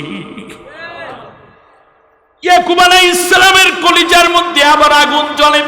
তার কারণ অন্য সন্তানেরা স্বপ্নে দেখে মানুষ হত্যার নেশায় তারা লিপ্ত, তারা স্বপ্ন দেখে ইউসুফকে মেরে ফেলবে, আর ইউসুফ পয়গম্বর স্বপ্ন দেখে রাষ্ট্রটা কেমন করে সুন্দরভাবে সাজানো যায়। আমার ভাইরা, হযরত ইউসুফ আলাইহিস সালাম চলে যাচ্ছেন, বললেন, বাবারে তুমি আফসোস করো না, আমি দোয়া করে দিলাম, বিপদে পড়লে কাউরে ডাকবা না, আল্লাহরে ডাকবা। তার কারণ আল্লাহ ছাড়া মাজলুমের ডাক শোনার মতো আর কেউ দুনিয়ায় নেই। ইউসুফ আলাইহিস সালামকে নিয়ে যাচ্ছে, বাবা আবার বলে দিলেন, আমার সন্তানেরা খেয়াল রাখো, বাঘে যেন আমার ইউসুফকে না খায়। কিছু দূর যাওয়ার পরে বাবা চোখের আড়াল হয়ে গেল, ভাইরা মারা শুরু করে দিল। হঠাৎ করে ভাইরা কি কি প্রস্তাব দিল একটু খেয়াল করে দেখেন। এক ভাই বলল, উকতুলু ইউসুফা, আর এক ভাই বলল আবিতরাহু আরদাব, আর এক ভাই বলল শোনো, ক্বালা কাইলুম মিনহুম লা তাকতুলু ইউসুফা ওয়ালকুহু ফি গায়াবাতিল জুব। আল্লাহ রব্বুল আলামিন বলে দিলেন, ওরা তিন ভাই কি ষড়যন্ত্র করেছে ট্রাইব্যুনালের মধ্যে, প্রসিকিউশনের মধ্যে, কিংবা হোম সেভ হোমের মধ্যে, কিংবা যা বলেন না কেন সব জায়গাগুলোর মধ্যে কি কি ধরনের ষড়যন্ত্র ছিল এই পৃথিবীর কেউ জানে না। ইয়াকুব পয়গম্বরও জানে না, ইউসুফ আলাইহিস সালামও অত বোঝে না, কিন্তু কে দেখেছে? আল্লাহ রাব্বুল আলামিন 4000 বছর পরে 4000 বছর পরে ওই দুষ্কৃতিকারী খুনিদের তথ্য প্রকাশ করে দিয়েছেন। 4000 বছর গোপনে গোপনে ইউসুফকে হত্যা করার জন্য ভাইরা কি ষড়যন্ত্র করেছিল। মনে রাখবেন, যারা এই পৃথিবীতে সিক্রেট মার্ডার করো, অন্যায়ভাবে দিনের কর্মীদেরকে হত্যা করো, আজ নয়তো কাল, একদিন না একদিন তা প্রকাশ আল্লাহ রব্বুল আলামিন করে দিবেনই দিবে। এক ভাই বলল, উকতুলু ইউসুফা, ইউসুফকে ডাইরেক্ট হত্যা করে ফেলো, মেরে ফেলো। কি করো? এক ভাই বলছে কি ডাইরেক্ট, আর এক ভাই বলল না না না, আবিত্রাহুহু আরদায়া। আর এক ভাই বলল না, ডাইরেক্ট হত্যা করিস না, এটা সুন্দর হবে না, বরং একটা কাজ কর। তাই কি করব? বলল যে একটা গর্ত কর, ওই গর্তের মধ্যে ইউসুফকে হাত পা বেঁধে ফেলে দে, তারপর উপর দিয়ে মাটি চাপা দিয়ে দে। আচ্ছা, হত্যা করলে ইউসুফ বাঁচবে না মারা যাবে? মারা যাবে। তাই ওই ভাই টার্গেট কি? মেরে ফেলা। আর এক ভাই বললো যে না না, হ্যাঁ এইভাবে মারলে সমস্যা না, ভাই না, মায়াদয় আছে না আমাদের, একটু পরবর্তী ঝামেলা হইতে পারে। তা কি করবো? একটা কাজ কর, আরদাই আবিত্রাহু আরদা, মানে জমিনের বুকে কি করে দাও, মাটি চাপা দিয়ে দাও। এই ভাইয়ের কি ইউসুফকে বাঁচানো উদ্দেশ্য, নাকি নিজেকে সেভ করার জন্য মারার আর এক জঘন্য কৌশল? তাই দুই ভাইয়ের উদ্দেশ্য কি? কথা বলেন না কেন আপনারা? আমি কি মরা মানুষের সামনে ওয়াজ করছি না তো? সাড়া দিবেন। তাই এক ভাইয়ের উদ্দেশ্য ডাইরেক্ট মারা, আর এক ভাইয়ের উদ্দেশ্য একটু ইনডাইরেক্ট করে মারা। দুই ভাইয়ের উদ্দেশ্য কি? আর একজন ভাই হইল মানবাধিকার সংস্থার চেয়ারম্যান, উনি বলতেছে হায় হায় তোরা এত বড় ডাকাই হইলি কবে? ইউসুফ আমাদের ভাই, মা আলাদা, কিন্তু রক্তের তো সম্পর্ক আছে, এই ভাইরে কি মারা যায়? সে বলল যে লা তাকতুলু ইউসুফা, ইউসুফরে কিন্তু মারতে পারবা না, মারতে পারবা না। কথা খারাপ না ভালো? কিন্তু পরের কাম কি শোনেন না, ওয়ালকুহু ফি গয়াবাতিল জুব, হাত পাও বাইন্ধা ইউসুফকে কাজ করো, তোমরা কূপের মধ্যে ফালাইয়া দাও। কূপের মধ্যে যদি ইউসুফ আলাইহিস সালামকে ফেলে দেয় হাত পা বেঁধে, ইউসুফ আলাইহিস সালাম বাঁচবে না মারা যাবে? তাই তিনও ভাইয়ের উদ্দেশ্য ইউসুফ আলাইহিস সালামকে কি করা? মেরে ফেলা। কিন্তু ধরন ভিন্ন। কি ভিন্ন বলেন? ধরন ভিন্ন। আল্লাহ রাব্বুল আলামিন বললেন কোনো কথা নাই, তোমাদের সেই কথাগুলো আমি শুনেছিলাম। সুবহানাল্লাহ বলেন। তোমাদের সেই কথাগুলো আমি কি শুনেছিলাম। আমার বন্ধুগণ, আমার মনে হয় আমাদের প্রধান মেহমান আছে নাকি? আলহামদুলিল্লাহ, সবাই বলেন আলহামদুলিল্লাহ, সবাই বলেন আলহামদুলিল্লাহ। আমার বন্ধুগণ, যেই জায়গাটায় আমি রেখেছিলাম, মেহমান সরাসরি আসবে? আচ্ছা, আমরা সবাই আমাদের পক্ষ থেকে একটা হালান সাহারা দিয়ে দেই। লিল্লাহে তাকবীর, লিল্লাহে তাকবীর।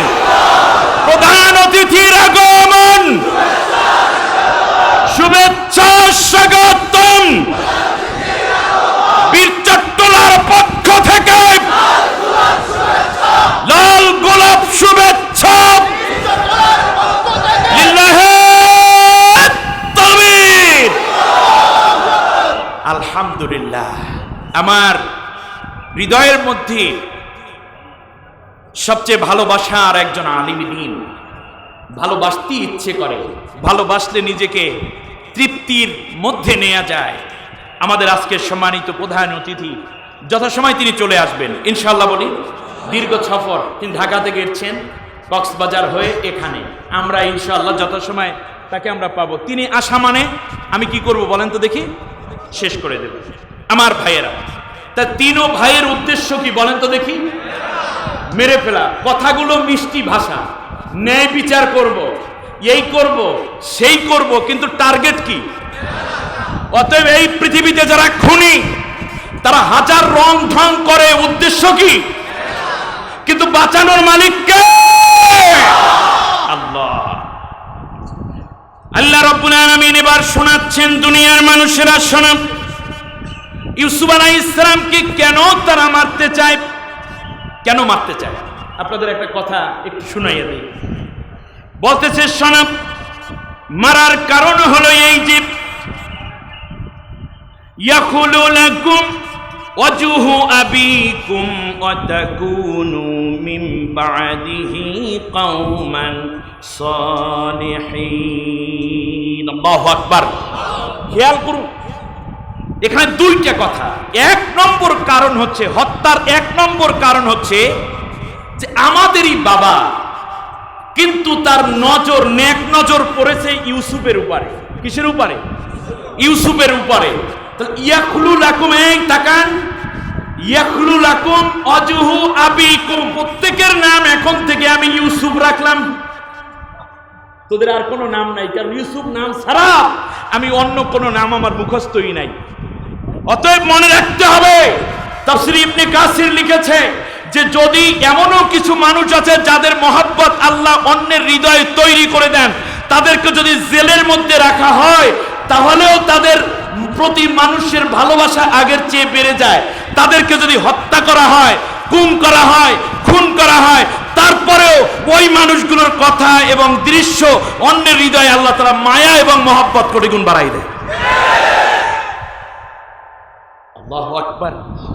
ঠেকাইবেন কি দিয়া? মহব্বত তৈরি করে দেওয়ার মালিক কে? সেটা হচ্ছে কিনা বলেন? অতএব মনে রাখবেন, আজ যুবকের হাতের মধ্যে চোখের আড়াল হয়েছে, কিন্তু যুবকের হাতের মধ্যে হুজুরের মাহফিল চলতেছে, ঠিক কিনা বলো? হত্যা করা হয়েছে, কিন্তু একটি চেতনা, একটি সভ্যতাকে নষ্ট করা যায় নাই। এ ভালোবাসা তৈরি করে দিয়েছেন কে? এই পৃথিবীতে যারা খুনি, তারা মনে করে একে খুন করলে, একে জেলে নিলে মনে হয় তার আদর্শ, চিন্তা, কর্মসূচি, আন্দোলন সব বুলুন্টুত হয়ে যাবে। আমার আল্লাহ রাব্বুল আলামিন বুঝাইয়া দিলেন, শুধুমাত্র ইয়াখলু লাকুম ওয়াজহু আবিকুম, বাবার চোখের আড়াল হয়ে যাবে এই চিন্তাটা তোমরা করো না। বরং এমন হতে পারে, তাকে যখন তোমরা চোখের আড়াল করেছো, তখন ইয়াকুব আলাইহিস সালাম যেমন করে বলেছিল, ইউসুফ ছাড়া অন্য কোনো নাম আমি আমার কানে শুনতে চাই না।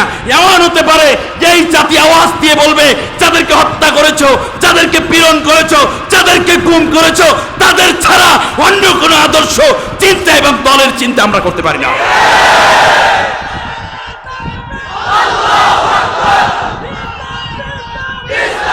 আমার কথা শুনতে আমাকে একটু কথা বলতে দেন, একটু কথা বলতে দেন। আমি জানি আমার মেহমান চলে আসবেন এবং তিনি আমারও ব্যক্তিগতভাবে আমি ওস্তাদ মনে করি। এত ইলম, মনে হয় যেন কোরআন নাজিল হচ্ছে তার কথার মাধ্যমে, মনে হচ্ছে যেন ইলম ছড়ে, এত নূর বক্তব্যের মধ্যে থাকতে পারে। আল্লাহু আকবার। আল্লাহ মোহতারাম ডক্টর ইনায়েতুল্লাহ আব্বাসী ও সিদ্দিকী জৈনপুরীকে আল্লাহ তাআলা এই জাতির রাহনুমা হিসাবে কবুল করে নিন। বন্ধুগণ, তাহলে বোঝা যায় এ পৃথিবীতে যারা খুনের নেশায়, উন্মাদনায় লিপ্ত, তারা মনে করে কাউকে যদি চোখের আড়াল করে ফেলা যায়, ডানে আমাদের ছবি থাকবে, বামে আমাদের ছবি, স্লোগান আমরা ছাড়া কোনো দলের থাকবে না, আমাদের 10 ভাই ছাড়া আব্বার ডানে বামে, সামনে পিছনে, উপরে নিচে, উধো অর্ধ কোন জায়গায় আমরা ছাড়া থাকবো না। তবে আব্বা আমাদের কি বলবে? আর ইয়াকুব আলাইহিস সালাম পুত্র বাঘে খেয়েছে এ কথা শোনার পরে তিনি বুঝতে পেরেছিলেন ষড়যন্ত্রটা। তার কারণ যখন জামাটা বিদামিন কাযিব, মিথ্যা রক্ত লাগাইয়া যখন ইয়াকুব আলাইহিস সালামের ট্রাইব্যুনালে হাজির করলেন, ট্রাইব্যুনালের বিচারপতি এত বোকা না, তিনি একজন নবী।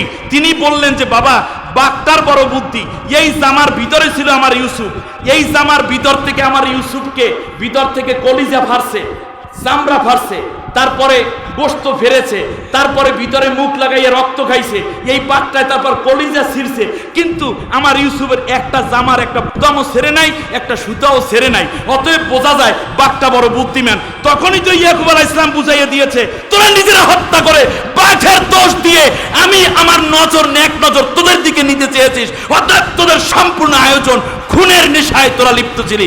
খুনিদের দিকে মানুষের নেক নজর যায় না, বরং যারা খুন হয়, চোখের আড়াল হয়, তাদের দিকেই মানুষের হৃদয়কে আল্লাহ ঝুঁকাই দেয়। দ্বিতীয় আর একটা কথা বলছি, ওয়াতাকুন মিন বাদিহি কওমান সালিহিন। 9 নম্বর আয়াত সূরা ইউসুফ। শত হইলেও তো নবীর সন্তান নাকি? নবীর সন্তান। এই যে একটা জেনে শুনে নির্দোষ ইউসুফকে হত্যা করছে, এটা তারা বুঝতেছে কিনা? কথাটা বুঝেন নাই আপনারা? এটা বুঝে শুনে হত্যা করছে নাকি না বুঝে? বুঝে শুনে। কিভাবে মিথ্যা কথা বলবে এই পরিকল্পনা তারা আগে করেছে না পরে?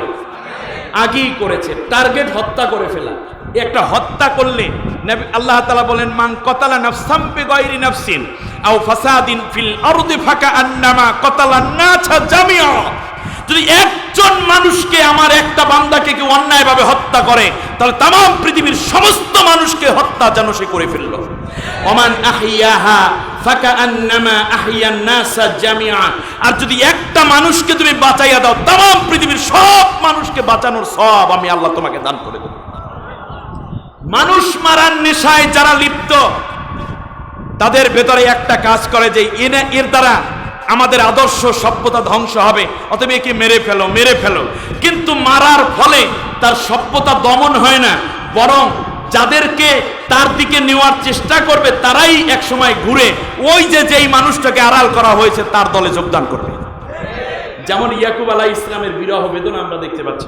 যাই হোক, সেখান থেকে আরেকটা কথা বললো ওয়াতাকুনু মিন বাদিহি কওমান সলিহিন। আমরা জানি এই যে হত্যাটা করব এর ফলে আমাদের একটা গুনাহ হবে। কি হবে? গুনাহ হবে। তাহলে আমরা কি করব? এই হত্যাটা শুধু করি, করার পরে ওয়াতাকুনু মিন বাদি কওমান সলিহিন, এর পরেই আমরা একেবারে নেককার হয়ে যাব, তওবাতিল্লাহ করে বলবো আল্লাহ আর কোনোদিন মানুষ হত্যা করব না, কিন্তু এইটা করব। খেয়াল করেন নাই মনে? এই বুদ্ধিটা খুনিদেরকে শিখাইয়া দেয় কে?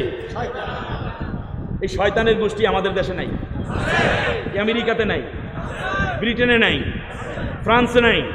এই পৃথিবীতে যারা শয়তানের দোসর তারাই কেবল আদর্শিকভাবে পরাজিত হওয়ার পরে খুনের নেশায় লিপ্ত হয় আর পরে বলে যে বেটা খুন করে অসুবিধা, পরে একটা মসজিদ বানাইয়ে দেবো না, এতিমখানায় 100 এতিমের একদিন খাওয়াই দেবো, এরপরে উমরা করতে যাব, হজ করতে যাব, বাস একেবারে ওয়াতাকুনু মিন বাদি কওমান। নির্বাচনের আগে আবার দাড়ি টুপি টুপি রাইকে তারপর বলবো ভাই আমরা যা করছি আসলে হ্যাঁ ঠিক হয় নাই, এখন আমাদেরকে আবার কালা বোতল মার্কা দিয়ে দাও। অতএব বোঝা যায়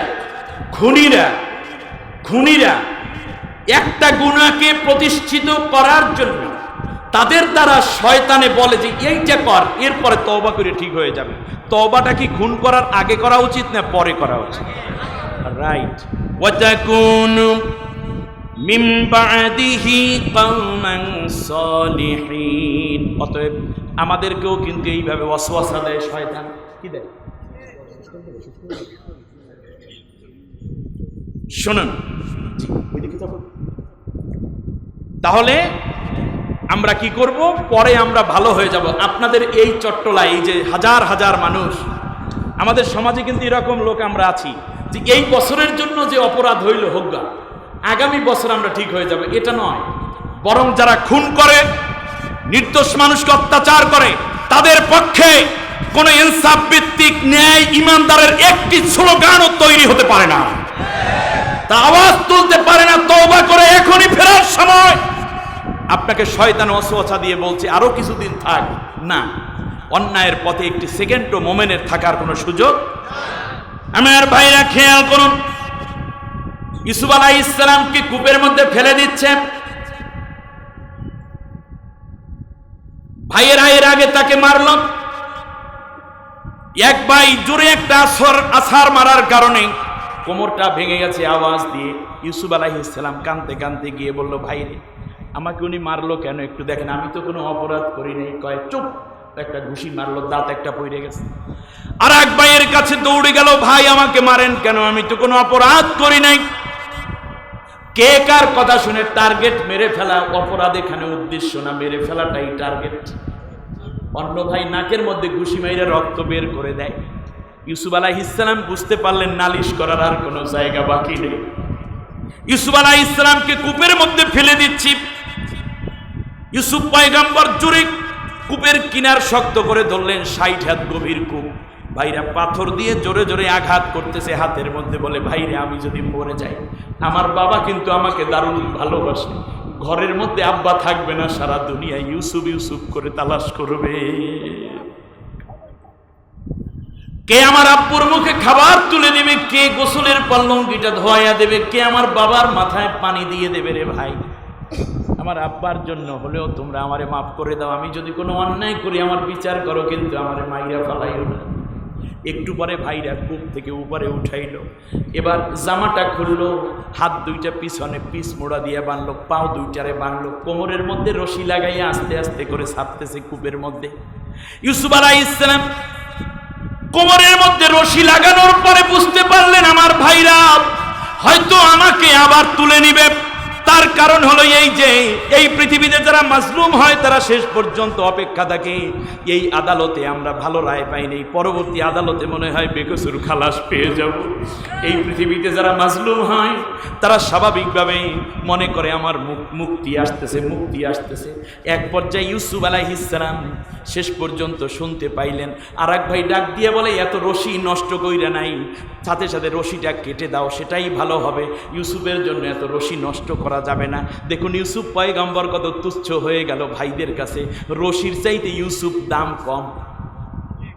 ভাইরা রশি কাটতেছে, এমন সময় ইউসুফ আলাইহিস সালাম বুঝতে পারলেন আমার ভাইরা আমাকে আর ফিরাইয়া নিবেন না। বাবার কথা মনে পড়েছে, আব্বু কার সাথে যেন পরিচয় করিয়ে দিয়েছেন। ছোট্ট মানুষ কূপের ভেতর থেকে আসমানের দিকে তাকায়, গাল বেয়ে বেয়ে চোখের পানিগুলো পড়তেছে, ডাক দিয়া কয়, রব্বুল আলামিন তুমি ছাড়া বাঁচানোর মতো আমার আর কেউ নাই। আল্লাহ রাব্বুল আলামিন জিবরিলকে ডাক দিয়া কয়, জিবরাইল যাও যাও তাড়াতাড়ি যাও, আমার ইউসুফ আমাকে ডাক দিয়েছে, ওই রশি কেটে পচা পানির মধ্যে ইউসুফ পড়ে যাওয়ার আগেই তোমার নূরের হাত দুইটা ইউসুফের পায়ের নিচে পেতে ধরো। বিপদে পড়ে ইউসুফ আলাইহিস সালাম কারে ডাকে? আমরাও কারে ডাকবো? জোরে বলেন, কারে ডাকবো? ইউসুফ আলাইহিস সালাম ডাক দিলেন, আল্লাহর আরশ পর্যন্ত পৌঁছে যায়। মাজলুমের ডাক দুনিয়ায় কেউ শুনুক আর না শুনুক, কোন আদালত শুনুক আর না শুনুক, কোন ওকিল শুনুক আর না শুনুক, কে শোনে? ভাইরা আমার, ইউসুফ আলাইহিস সালামের রশি কাটার আগেই জিবরিল আলাইহিস সালামের নূরের হাত ইউসুফ আলাইহিস সালামের পায়ের নিচে, সুবহানাল্লাহ। সেখান থেকে মালিক মিশর 3 দিন পরে উঠাইয়া নিলেন, বাজারের মধ্যে রাখছে, ইউসুফ আলাইহিস সালামকে বিক্রি করবে। সবাই আসছে কিনতে, সুবহানাল্লাহ। সবাই আসছে কি কিনতে। এখানে আজিজ মিশর, তৎকালীন আজিজে মিশরও কিনতে গেছে। ইউসুফ পয়গম্বরের চেহারা দেখে সবাই কিনবে, টাকা দেয় সবাই। মালিক মিশর যারা এই পৃথিবীতে ব্যবসায়ী তারা কিন্তু চালাক হয়। আমার আপনার মতো বোকা হইলে তোর ব্যবসায়ী টিকতো না। খেয়াল করুন, সবাই বলে এই দাম কত, কয় না তুমি কও, তাই 1 লাখ, আরেকজনে কয় 1.5 লাখ রুপি, আরেকজনে কয় 100-1000 দিনার, দেবে না, আরো দাম বাড়াও, দাম বাড়াও, দাম বাড়াও। হঠাৎ কইয়া এক বুড়ি গেছে, বুড়ি মহিলা যাইয়া হাতের মধ্যে কিছু কাঁথা, এই যে ছোট শিল্প আছে না, ক্ষুদ্র শিল্প, কাঁথা সেলাই করা, বালিশের কভার সেলাই করা, টেবিল ক্লথ সেলাই করা, এগুলো আছে না নাই? এখন দেশে কমে গেছে, এগুলো সব এখন আর্টিফিশিয়াল হয়ে গেছে, মেশিনে সেলাই করে সব। আগের দিনের মহিলারা এটা করতো, জামাইরে আদর করিয়া, স্বামীকে আদর করিয়া একটা রুমাও দিত, সবসময় এইটা বাইর করিয়া করিয়া, ভুলো না আমায় স্মৃতি তুমি বেদনা, আমায় তুমি ভুলো না, যাও পাখি বলো তারে সে যেন ভুলে না। এখন এইগুলো নাই। আল্লাহ নবী বলেছেন, স্বামী 3 দিনের সফরে যদি বের হয় তাহলে তোমরা স্বামীর পকেটের মধ্যে স্ত্রীর জামা কাপড়ের একটা অংশ দিয়ে দিও, যখন জামাটা থেকে এইভাবে পকেট থেকে আসতে টাকা দেবে রিক্সাওয়ালাকে, এই কাপড়টা কিসের? ও আমার বউ দিছে রে, গ্রাম নিবে। সুবহানাল্লাহ। ভালোবাসা কারে কয়? এদিক দিয়ে যাইতে পারলাম না আজকে, সংক্ষেপে বলি। ইউসুফ আলাইহিস সালাম কে কেনার জন্যই বুড়িও গেছে, লক্ষ লক্ষ টাকা দিয়ে যারা কিনতে পারে না, সেই মুহূর্তে গেছে বুড়ি, লাঠিতে ভর দিয়া দিয়া। বুড়ির কাঁথা বালিশ বিক্রি করলে সব মিলে হয়তোবা 50-60 রিয়াল হবে। গিয়ে বলতেছে, এই মালিক মিশর, ইউসুফকে আমি কিনতে আসছি। তুমি কে? বললে যে আমি বুড়ি, তুই চিনিস না? কি দিয়া কিনবা? টাকা আছে? এই যে যা আছে আমার চালান, সুই সুতা কাঁথা যা আছে টেবিলগুলো সব নিয়ে আসছি, আমি ইউসুফকে নিয়ে যাবো। ইউসুফকে তুমি এই দিয়ে কিনতে পারবা? তুই দিলেই তো আমি কিনতে পারি, নিয়ে এইগুলো আমার চালান সব নিয়ে আসছি, শুধুমাত্র ইউসুফকে আমার দে। তুমি কি বোঝো না, এই লক্ষ লক্ষ দিনার দিয়া ইউসুফকে কিনতে পারে না? তুমি বুড়ি, তোমার সাহস তো কম না। আমার সাহস তো দেখছো কি? আমিও জানি তুমি দেবা না, কিন্তু মনের আবেগ তো থামাইতে পারিনি। ইউসুফ একদিন নবী হবে, তিনি পয়গম্বরের সন্তান। ইউসুফ খুব সুন্দর ছেলে, তুই যদি নাও দাও, কিয়ামতের দিনে আমি আল্লাহর কাছে বলতে পারবো, আল্লাহ গো, আমার সম্পদ ছিল না, কিন্তু আমার হৃদয়টা ছিল আসমানের মতো। তোমার ইউসুফকে কিনে আমার ঘরে আনতে চেয়েছিলাম, আমার যা আছে আমি সব দিয়ে তোমার ইউসুফকে কিনতে চেয়েছিলাম, কিন্তু কিনতে পারি। যখনই আমি আটকে যদি যাই কোনো জায়গায়, আল্লাহরে ডাক দিয়ে বলবো, রব্বুল আলামিন, তোমার পয়গম্বর ইউসুফকে আমি বড় ভালোবাসতাম, মাজলুম ইউসুফকে আমি বড় মায়া করতাম। আল্লাহ, আমার জীবনের অর্জিত সব সম্পদ দিয়ে তোমার ইউসুফকে আমি পেতে চেয়েছিলাম। নবীর প্রতি এই যে ভালোবাসা, এই যে আকর্ষণ, আল্লাহর বরকতে তুমি আমারে মাফ কইরা দাও। ও মালিক মিসর রে, আমার মন বলতেছি, সেই দিন একজন পয়গম্বরকে আমার ঘরে নেওয়ার যে আবেগ, এই আবেগের বরকতে আল্লাহ রাব্বুল আলামিন আমাকে মাফ করে জান্নাতি বানায়া দিবেন। আর বন্ধুগণ, সেদিন বুড়ি কিনতে পারে নাই, তার আবেগ থামে নাই। আজিজ মিশর পাশে দাঁড়াইয়া দেখতেছে, মালিক মিশর তো বড় চালাক রে, দাম নিজে বলে না, সবার কাছ থেকে দাম খালি উঠায়। শেষ পর্যন্ত এই মালিক মিশর, ফাজলামি করিস না বেটা, বল দেখি তোর এটার দাম কত, তা তুই বল। বললো যে বাদশাহ, আপনার সাথে তো আর আমি চালাকি করতে পারবো না, এক পাল্লায় ইউসুফকে দিবেন আর এক পাল্লায় স্বর্ণ দিবেন। ওই কূপ থেকে উঠাইয়া নিয়ে মিশরের বাজারে যাওয়ার পরে এই তো ইউসুফের দরজা খুলতেছে। সুবহানাল্লাহ পড়েন। অন্য কোনো মাহফিলের পর থেকে ইনশাল্লাহ শুরু হবে। আল্লাহ রাব্বুল আলামিনের এই আজিজ মিশর বান্দাটি এক পাল্লায় ইউসুফকে দিলেন আর এক পাল্লায় স্বর্ণ দিলেন, তারপরে ইউসুফকে কিনলেন। তাই ইউসুফের দাম ভাইদের কাছে কম হইলেও কারো না কারো কাছে অনেক বেশি, ঠিক কিনা বলেন? ওয়াকাযালিকা মাক্কান্না লিইউসুফা ফিল আরদ, এমনি করেই ইউসুফকে আমি পৃথিবীতে রাজত্বের চূড়ান্ত জায়গায় অধিষ্ঠিত করেছিলাম। ভাইয়া ফেলায় কূপে আর আল্লাহ তাআলা উঠাইয়া দেন রাজ সিংহাসনে। কেউ যদি চিন্তা করে হত্যা করে শেষ করব, আপনি ভুল। আপনার হত্যার সিদ্ধান্তই এই মাজলুম জনতাকে আল্লাহর কোরআনের রাজ কায়েমের জায়গায় পৌঁছে দেবে ইনশাআল্লাহ।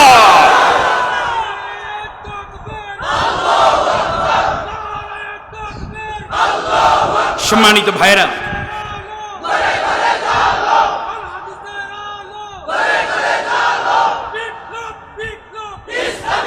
আমি আপনাদের কাছ থেকে মাত্র 5 মিনিট সময় নিয়ে আজকের আলোচনা শেষ করতে চাই। মূল আলোচনা আমি আগেও বলেছি, মোহতারাম প্রধান অতিথি করবেন, প্রধান মেহমান করবেন।